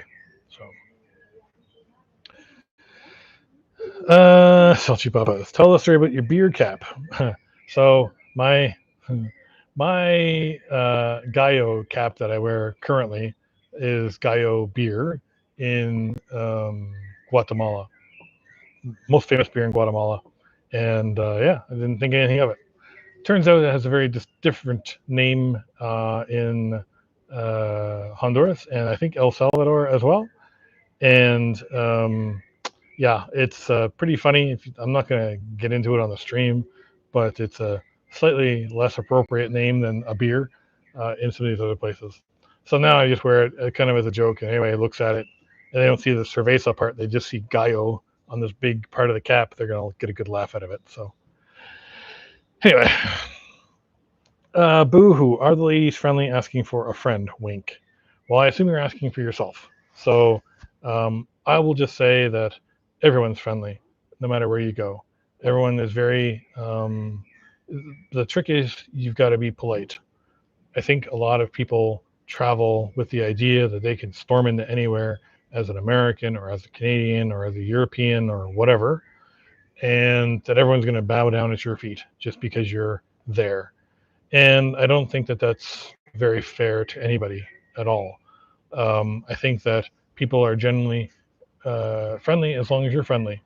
Now, if you're talking about looking to like hook up or something with somebody, that's totally dependent on the person.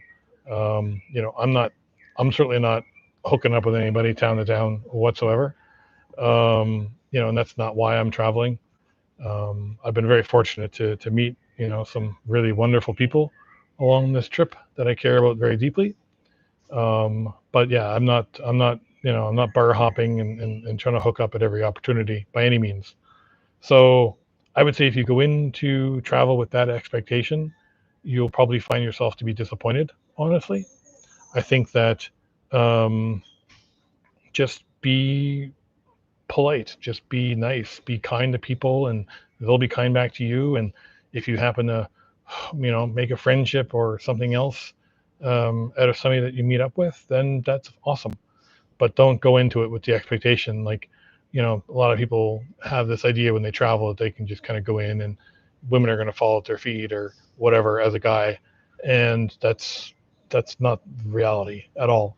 So you know, just go into it with an attitude. I'm just going to go have fun and meet some people, and if something happens, then great. But otherwise, just enjoy it. Just enjoy the places and the experiences and the people, and have fun. Is that, I guess, the best way I can put that?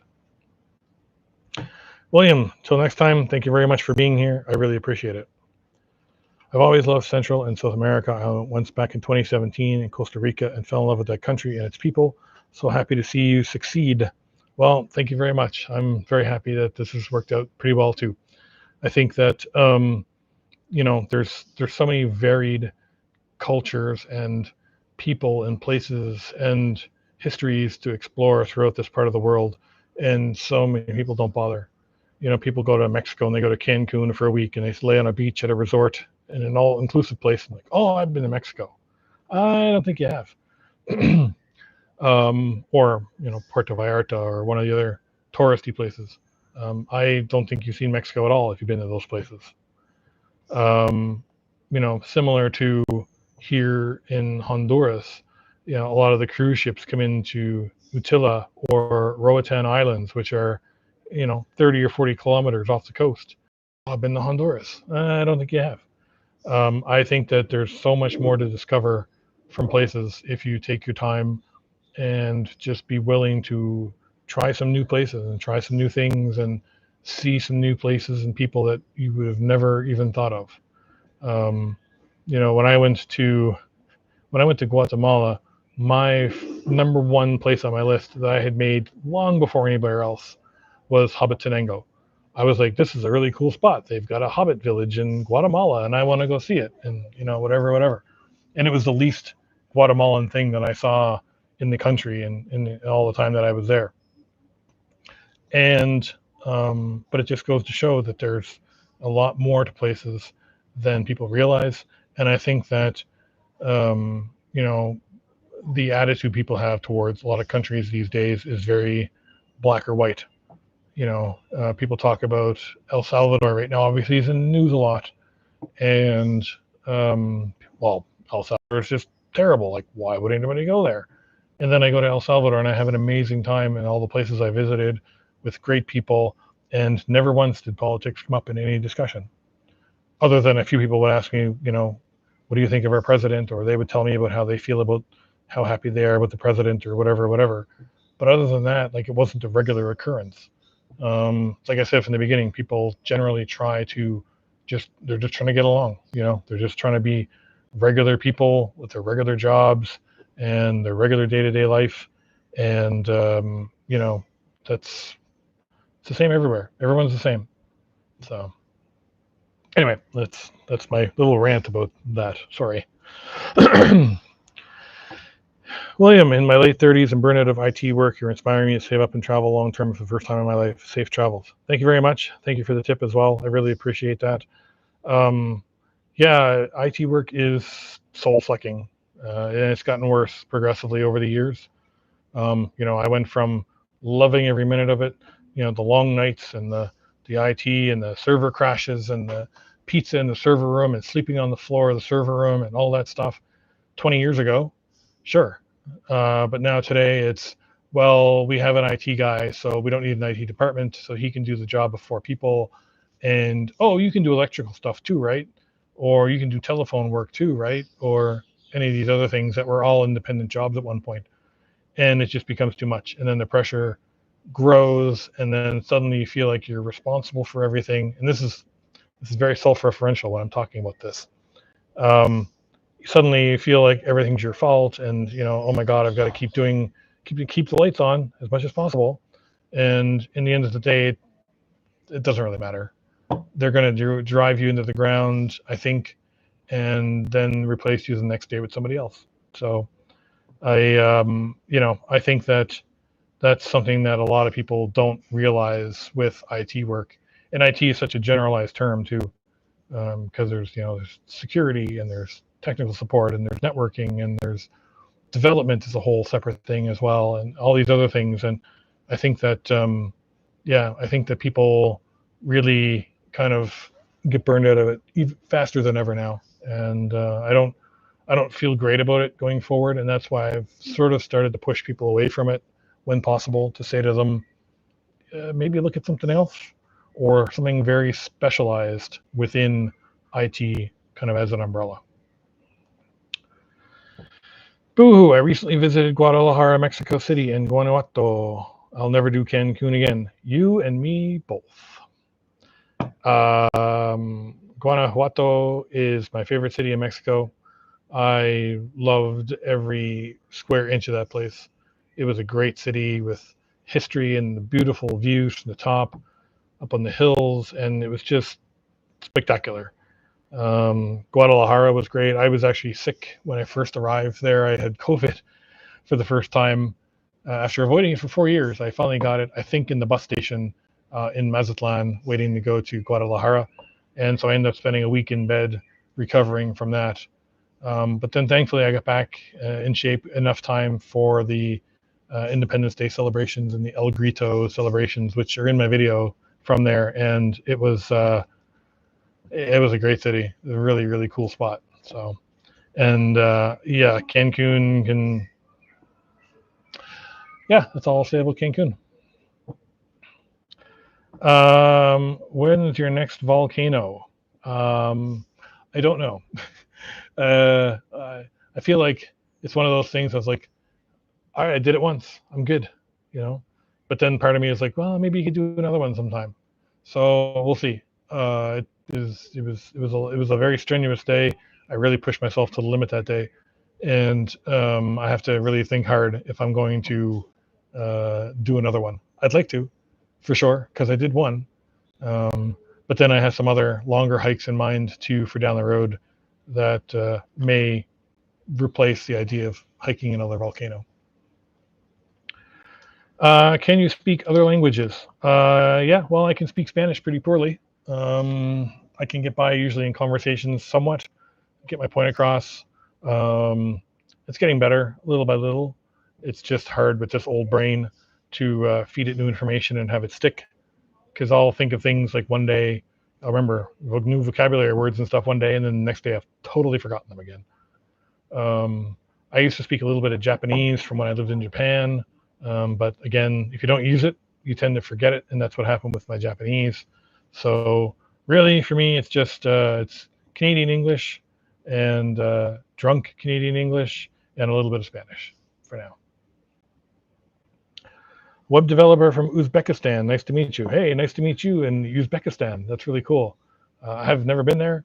I would like to, get through all of the stands someday. I think it'd be a really cool part of the world to see, and hoping that I'll get to see that part of the world someday. So welcome. Thank you for being here. Jeremy, I also got COVID in a bus after 4 years. It was in Vancouver, Canada. Yeah. I don't know. I don't know how that happens. It was just such a weird situation. I get stuck waiting for my bus because there was a bit of a battle going on just north of the city in Mazatlan between the military and one of the local cartel groups. And so it actually held up my bus from getting there for like 8 hours. And so I was just sitting in the bus station for 8 hours with a bunch of other people in a room. And I'm assuming that's where I got it from, because the next day I started to feel terrible. And then I actually still was carrying a couple of COVID tests with me at the time and took one. And I was like, yep, I win the prize today. So it was, about a week or so in Guadalajara before I finally got to the point where I felt like I was alive again. And thankfully I had all my shots and stuff, or I suspect it would have been far worse.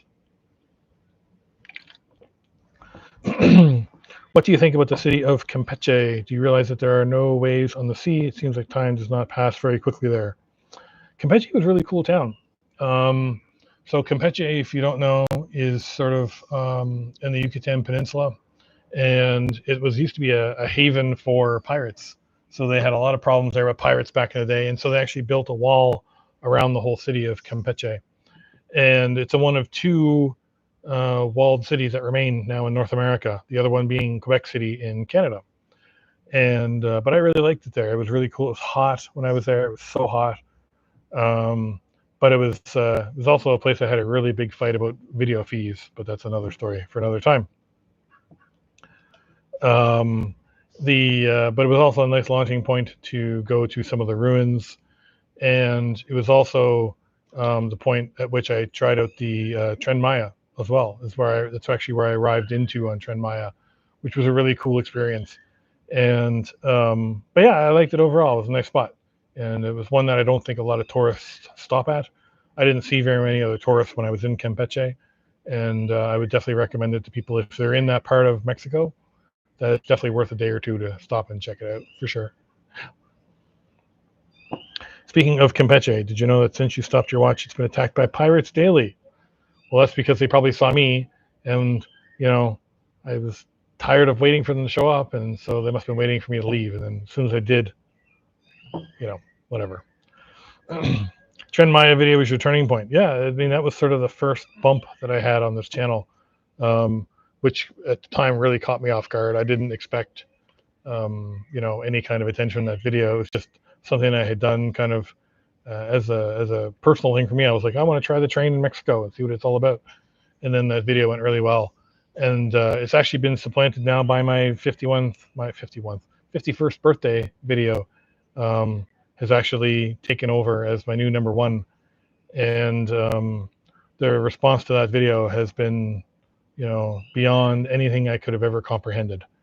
And I don't ever expect it. I never expect anything to, nice to see some people watch stuff, but to get 300,000 plus views on a video is something I can't even comprehend. Like that's a medium-sized city of people. So.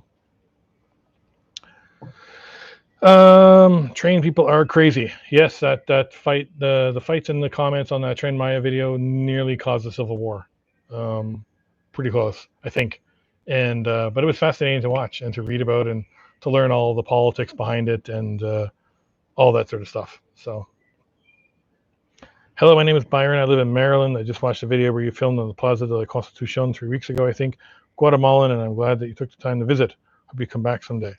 Yeah, Plaza de la Constitucion in Guatemala City, I assume. Guatemala City was amazing. It was a weird city though because it felt like it was too big for the amount of people that live there, and it may have been partially because of when I was there. There was holidays and celebrations and stuff going on, so a lot of places were closed. But you'd be like in the main square and it'd be really busy, and then you go 2 blocks in a different direction, and then everything was closed and the streets were empty. And so it felt like the city had been stretched out too thin or something for the amount of people that live there. But anyway, it was a really cool place. It was a nice way to kind of sign off from Guatemala as well. And I would definitely go back because there's so much more to that city to explore that I didn't get a chance to that time. So. I think I'm all caught up on questions. Sweet. Does anybody have any other questions? We're already at 1 hour and 38 minutes, which means you guys have been listening to me ramble for more than 90 minutes now, which is kind of impressive. While I'm waiting to see if anything else comes through, I do want to say again, thank you very much to everybody that is here and that, came to hang out in this live chat today and who continue to support my channel. I really can't thank you all enough. It's been such a wonderful adventure and experience, and it's mind-boggling to me that it's getting to a point where it's becoming as successful as it has. Certainly beyond any of my dreams when I started this, and it's certainly making me feel like I've accomplished this, at least to this point. So thank you very much, and I sincerely mean that. Gerardo, do you regret having visited some place you didn't like and some other place for not having visited it yet? Yes. So I would say the easy answer obviously is Cancun. I wouldn't go back to Cancun again. I didn't like it as a city. I didn't like it as an experience. It was not what I was looking for in Mexico. It's the tourist version of Mexico, I guess, especially out on the strip there where all the hotels are. Not for me. Other places that I wouldn't go back to necessarily.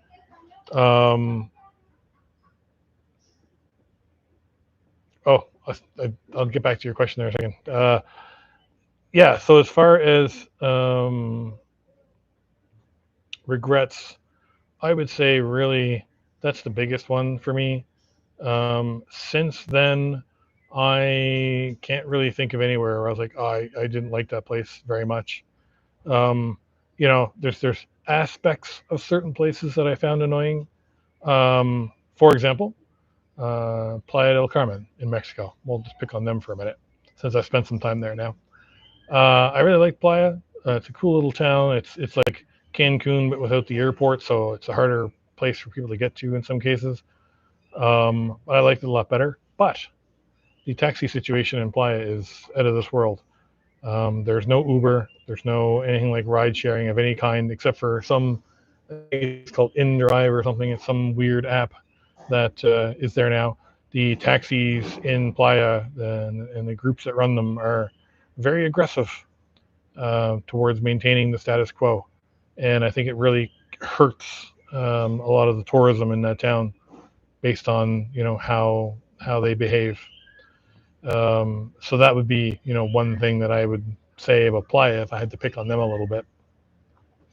Other places, if I had to pick on other places, I would say when I was up in Baja California, I went to a place called Guerrero Negro for a couple of nights, and that was partially to break up the trip south because it's a long stretch through Baja where there's not much. And I decided to stop there for a couple of nights, just kind of break it up, and there was just a dirty, dusty old town. I guess it's really popular there during the whale migrations and stuff, but that's only for a few weeks out of the year. So the rest of my time there was really nothing much to do there. So I wouldn't probably go back there again if I had to pick another place. No problems with Belize. Again, I made 4 stops in Belize, and they were all great. Guatemala was great. I didn't have any problems anywhere there that I stopped. And the same things in El Salvador so far, and here has been pretty good. So I've been really fortunate. I think doing the research has really kind of helped to kind of make sure that when I go somewhere, I'm going to at least have a good time, if not a great time. Here goes my subscription in your channel. Cool stuff. Thank you very much, Marito Mendez. I appreciate that. Thank you. I asked, but you think you overlooked it. I asked if you had already cycled through your Canadian and American products, like now you have Mexican soap or Honduran toothbrush or Guatemalan deodorant. Oh yeah, I've gone through all that stuff, and most have been replaced by local versions of the same sort of things. My off bug spray is from Guatemala, and my deodorant is from El Salvador, and my toothpaste is from, I think, El Salvador as well, but they're all the same brands, but they are the local versions of those brands for sure. And you go through that stuff pretty quick on the road.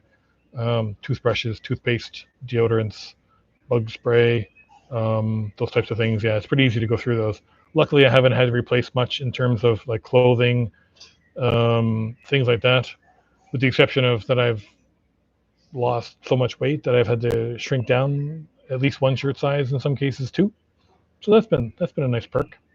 I got these shirts for my birthday, these nice green ones from Erica, who's actually in the chat here today. So, which was really nice, and she actually got me another nice green colored shirt as well for my birthday. The white T-shirts that I wear in a lot of my videos, I bought those when I was in Mexico City. So I'm slowly replacing some things, but by and large, things have been pretty good. The other thing that I've had to replace has been my shoes. I've worn through 2 full pairs of shoes now at this point. I had a pair of sneakers when I started that I wore out, and then I had bought a pair of hikers and they wore out. And then I've got these new shoes now that I ordered when I was in Playa. Bought them on Amazon because no one local had the right size. So I couldn't find a size big enough for my giant feet. So yes, I've cycled through all my American and Canadian products. And I even bought a Canadian product since I've been on the road. I buy this stuff for my beard and for my hair. And it's actually made in Canada, but I found it in Mexico, so cheating, I guess.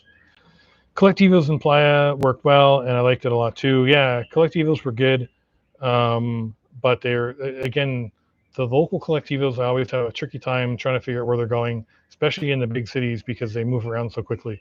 So they don't really get a chance to say, okay, I'm trying to get to here. Which one of these do I need to get to? Because there's no real map system for any of them. I will say that of anywhere that I've traveled so far, El Salvador has had the best bus system of all, because all the bus routes are all numbered. So as long as you know the bus number that you're looking for, you'll get on the right bus every time. And I used those to get around the country very well. Bus drivers were all great. Prices were insanely cheap. I was paying like 25, 50 cents for bus rides somewhere that were upwards of an hour or 2 hours or more. And it was never more than $1 or something for the buses. So El Salvador has got it figured out. Have you ever been to Louisiana? I have, actually. So when I was working for BlackBerry back in the early mid 2000s, I actually was down in Texas for 6 months as we opened a new support office down there in Irving, Texas, part of the Kitchener Waterloo, Dallas Fort Worth area.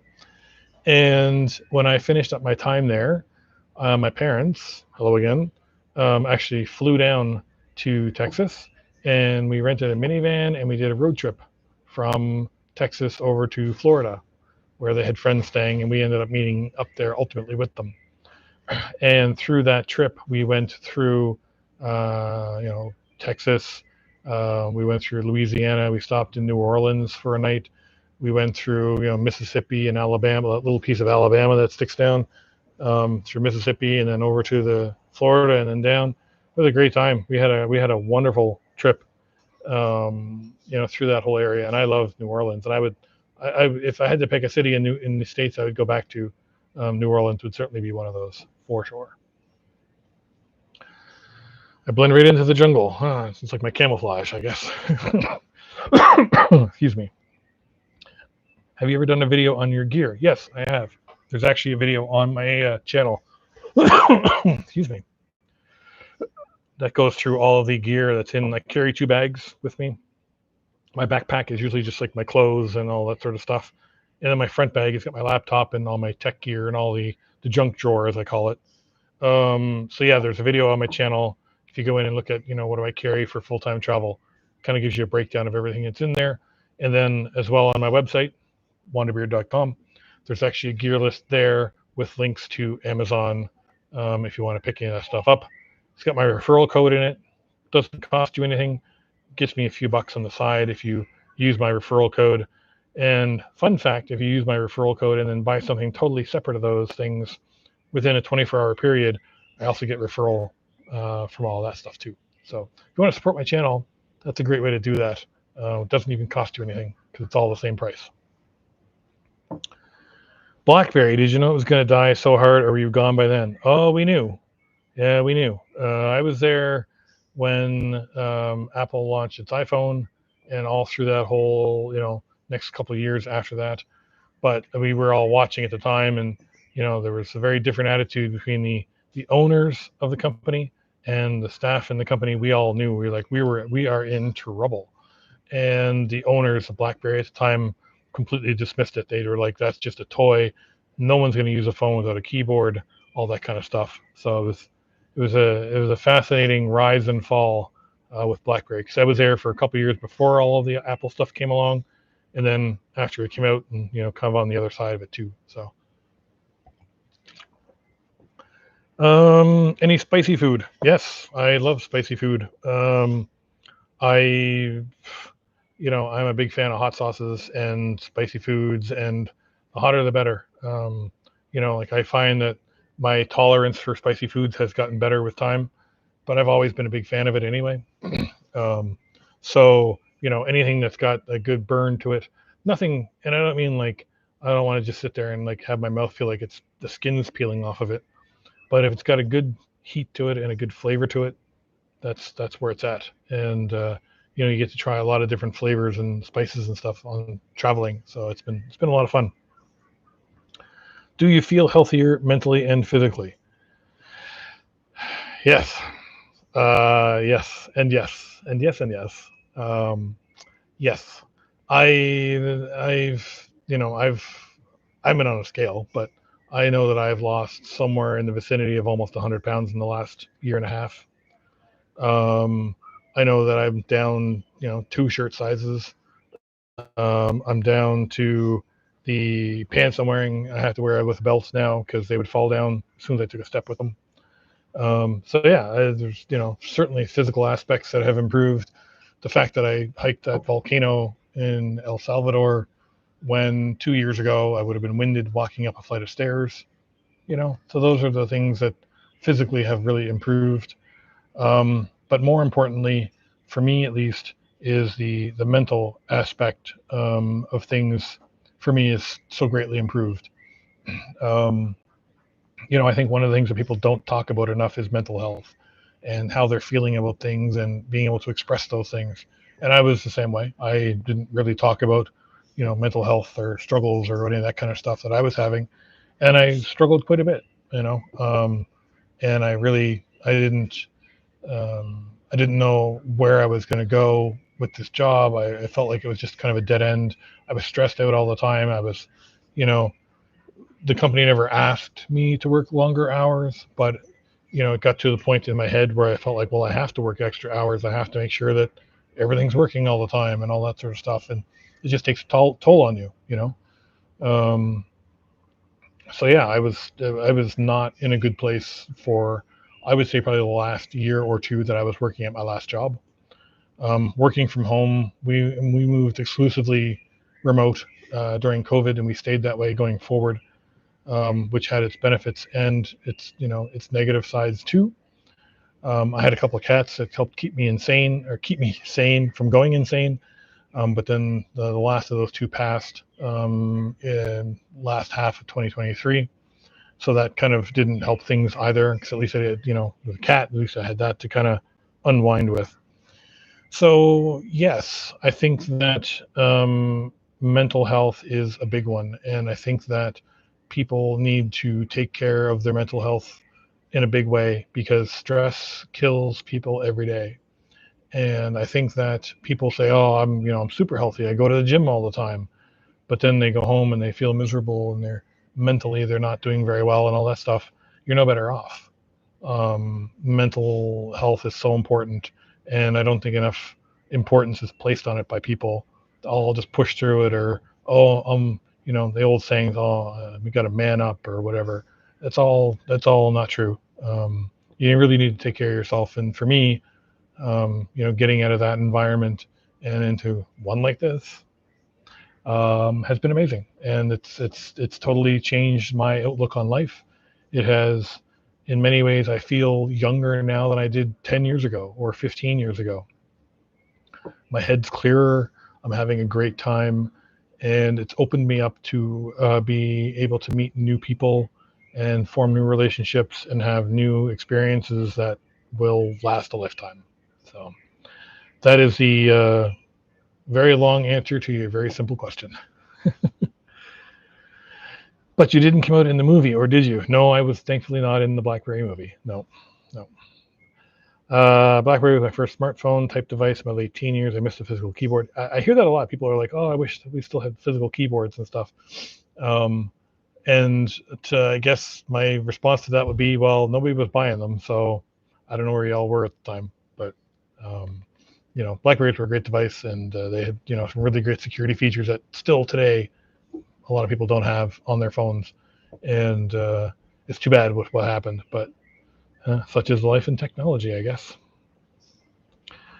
The green sweatshirt is your favorite because of the color. Well, the green is my favorite color. You can see that this entire video is almost entirely in green, so I guess that makes sense.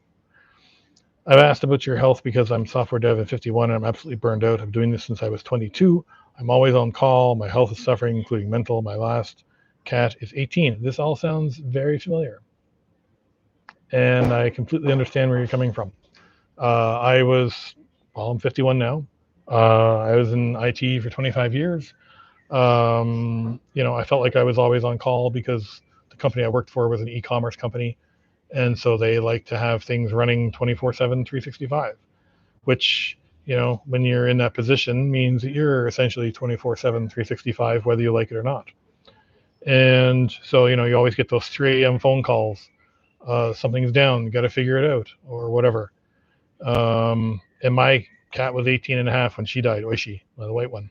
It was in one of my very first videos, actually. If you look at my Canso Causeway video going to Cape Breton, she actually was along with me for that trip. So, yeah, and I think that the mental health problems that people have from the stress and things from work really affect your physical health. They will do more damage for you than any cheeseburger, in my opinion. Probably shouldn't eat cheeseburgers all the time, but you know what I mean? Like, I think that mental health plays such a big part in people's physical well-being. So, you've been traveling over El Salvador briefly. What are your impressions so far? El Salvador was awesome. Nicest people. Some of the great spots in that country. Like I said, Santa Ana was beautiful, and then like that volcano up there. The Ruta de las Flores was incredible. This is a little sneak peek for everybody, since you're still here and hanging out with me now for 2 hours. I went to El Zonte, which is down on the Pacific coast, which was one of the most beautiful places I've ever been to. I went to the capital city, San Salvador, and the center of that city was unbelievable.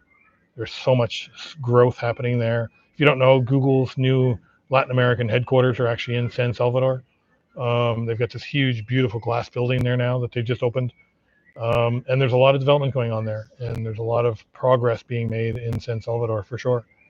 And then I finished up my time in El Salvador in a place called Suchitoto, which I loved, and did a lot of filming there because I really like the city, and I think it's a place that more people needed to learn about. So in the end, El Salvador was amazing. I think that I hope that it provides people a new view into the country and realize that all the politics and stuff you can put aside, because it's a country worth visiting, worth exploring, and yeah, I had a great time. So really, really cool, really cool place for sure. Wow, now it's 2 hours. Holy smokes! And you're all still here. I really appreciate that. That's awesome. I think I don't have any more updates for now, as I kind of went through everything there earlier, talking about some of the plans and stuff that I have coming up. Once again, to all my Canadian people, happy Canada Day. Today is like, if you don't know, Canada Day is like Canadian Independence Day, like they have in the U.S. So it's it's a pretty big celebration back home today. So kind of miss that, but it's pretty cool. I'm not really here since I'm AI. I knew it all along, Wally. I knew you were an AI bot from day one. Right now, are you following a specific list of places you want to visit, or are you just taking it day by day and going wherever you feel like at the time? So my plan since day one has kind of always been the same, in that I come up with a kind of a general idea of sort of my trip through a country that I want to visit. So I'll say, oh, I want to stop here and here and here and here. And then I'll try and line them up in a path that sort of makes the most sense. But then in the process of doing that, I'm like, well, what's in between those places? What else is interesting? So like when I was in Guatemala and I went from Flores and then I went to Rio Dulce. And then from Rio Dulce, I was like, well, I want to go over to Shela, which is all the way on the other side of the country. So what's in between? And then I found that there was Coban and Huehuetenango and Momostenango, and it was this beautiful ride up through the mountains. And so I added all 3 of those places to it.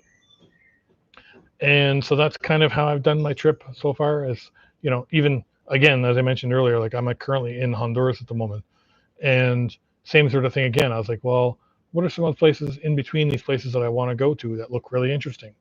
And my next stop from when I leave here is actually one of those places where I was like, I want to go there to learn more about the history. So I'm going there next. So yeah, anyway, that's kind of how I did my plan all along, and it's worked out really well. I use a couple of mapping tools online that have been really beneficial to me to kind of help me map things out. One of them is, I'm trying to remember the name of it now, not Google Maps. It is, look it up. Travelmap.net is a great site if you're looking to build travel maps. I use it for basically every country. I have a separate map on my website, WanderBeard.com.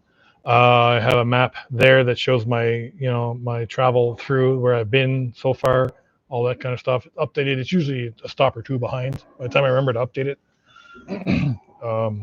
But it's a really good resource for for trying to map places out and trying to figure out routing and that sort of stuff. And then one of the other sites I use a lot is a site called Rome to Rio. It's like capital like Rome, ROME, and then number 2, and then Rio. And I'll put that in the chat actually. And they are pretty good for helping you kind of plan out travel. So it kind of like you punch in, I'm going to start here, I want to go here. How do I get there? And they have a really great resource list of like bus routes and flights and all alternative travel opportunities and stuff to get from place A to place B. Not always 100% accurate, but it's been pretty good in my experience. So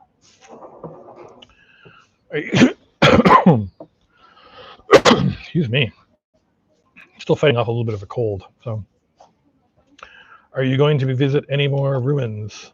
Also, of all the places, which place could you stop and live in? Yeah, I plan on doing some more ruins as I come across them. I've sort of hit the limit for the Mayan experience. The Mayans kind of, the farthest I kind of stretched south was just like Copan Ruinas in Honduras was kind of like one of the most southerly points for them. But having said that, there are other groups and indigenous peoples and stuff who have a lasting legacy in other countries that I'm looking to check out as well. Here in Honduras, I found out about some new ones that were really interesting, and I'm really intrigued to kind of see those. I love seeing ruins and learning about history and all that kind of stuff. So they're all really important to me. And obviously, as I head farther south, you get into the Incan Empire, and that'll be a whole new slew of sites to see there too. So, hello, have a nice day. Beak Martin 63. Same to you. Have a nice day. Appreciate you being here. All right. I'm trying to think if I had anything else I wanted to bring up for news or updates. I kind of went through it all earlier. If you weren't here earlier, I'll kind of run through it briefly again. Obviously, ongoing travel vlogs. I'm always working on those. They take up a lot of my time, but I do enjoy making them. And I'm glad that people have been enjoying those videos. I'm working on some things for my website, a hotel list of where I've stayed, some ones I would recommend to avoid, and then I'm also piecing together a series of video shorts to go with those. So basically taking the longer form videos I've had from each town, I'm taking the hotel review pieces out and making short videos for all those on YouTube, and then they'll link back to the information on my website.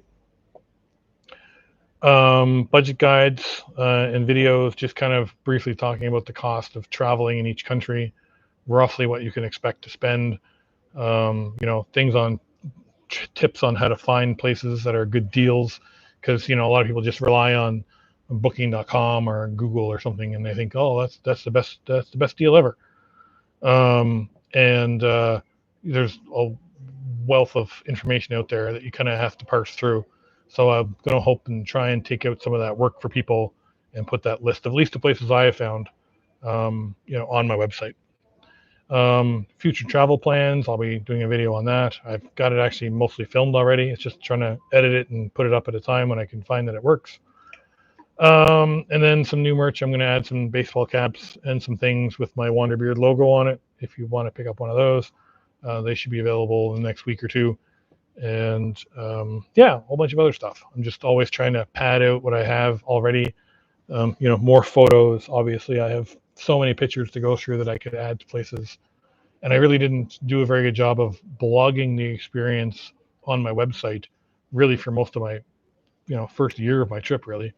So I have a plan to kind of backfill some of those with photos and information too, but it just all takes time.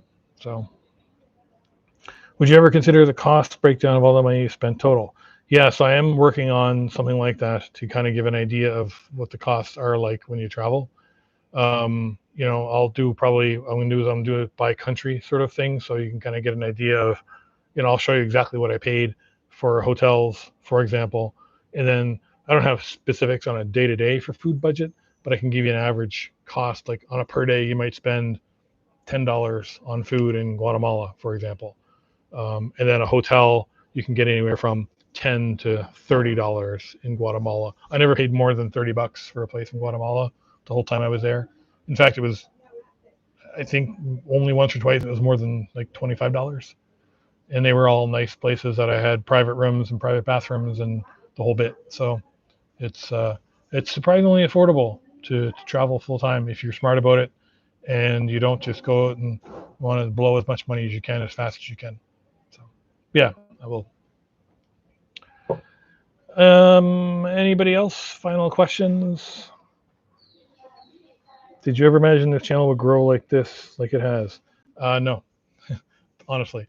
I initially created this channel for myself to document my experiences and to have a record of it so that, 30 years from now, when I'm old and senile, I can look back on it and go, oh yeah, that's what happened then, that sort of thing.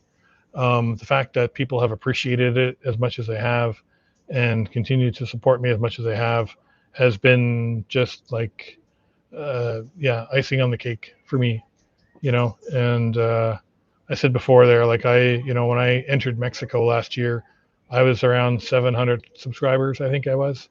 And even that at the time, I was like, wow, that's great, and, like 16,000 is great. That's where I'm at today.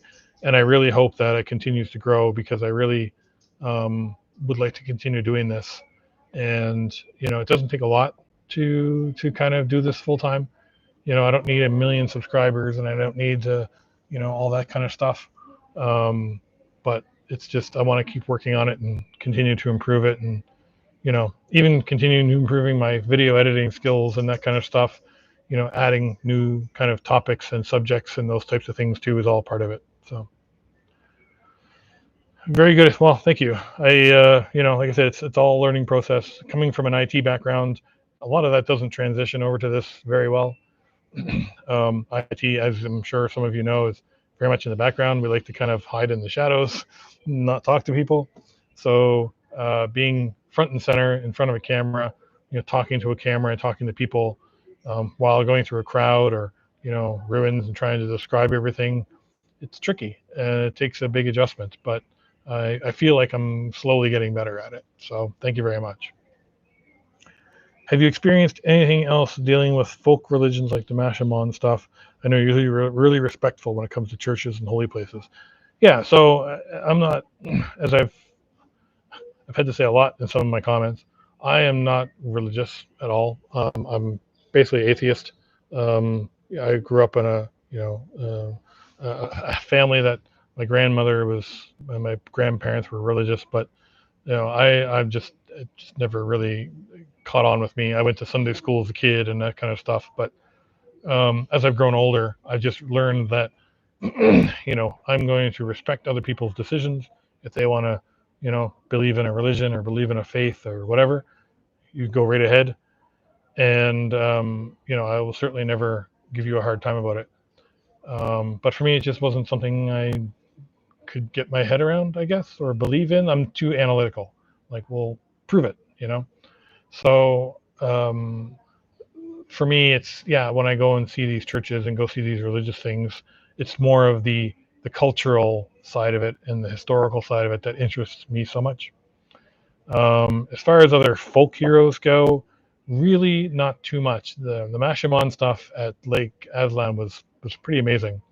And I just kind of happened to stumble across that just randomly looking up for things to do. And I was like, wow, that's really cool. But having said that, I mean, there are certainly local customs and traditions, even within the Catholic or other, Christian space, that people will use to sort of integrate some of their old culture into the, kind of reformed, westernized religions, or however you want to describe it. I suspect that as I continue to travel, I will find more of those kind of experiences, and I do look forward to them because they are, it's a very unique thing. And it's think that, I just try to be respectful of that and be respectful of the people and not judge people for believing in something or the other. And I just hope that people will do the same for me. When I tell them I'm not religious, they're like, cool, all right, get it, that sort of thing. So, hey, Andrew, safe travels.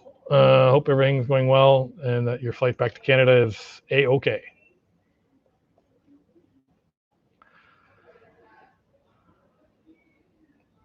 Anything else before I go? It's been, you guys have been listening to me go on for 2 hours now. Holy smokes. How are you still here? Yeah, I do appreciate it though. I really do. I'm glad that, people came and had fun and hung out for a little bit, and I do appreciate it. So what I will say at this point then is that, obviously videos will continue. If you have any other ideas or things you'd like to see me discuss in a video, feel free to send me an email. My email address is on my YouTube profile. As I've mentioned, I do this alone. I don't have a team behind me or a social media team or, any of that kind of stuff. um, so if you email me, it's going to come to me and nobody else. And I will do my best to get back to you. I've had a few people email me recently, and I've been, very happy to reply to them and email them, and answer any questions and stuff, and yeah, again, I thank everybody for being here, for continuing to follow my my adventures, and onward to the next milestone, I guess. 20,000, 25,000, whatever it works out to be. Again, it's been an incredible journey, and I thank you all for hanging out with me.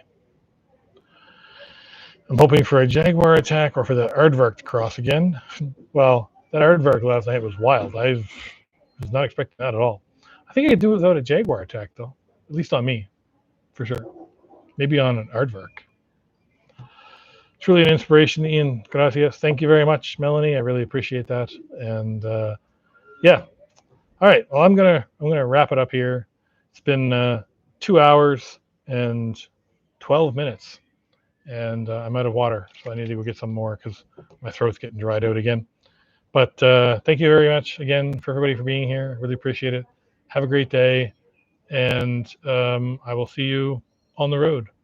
And as I always like to say, remember one thing: life is short. Wander. Have a great day, and I'll see you again.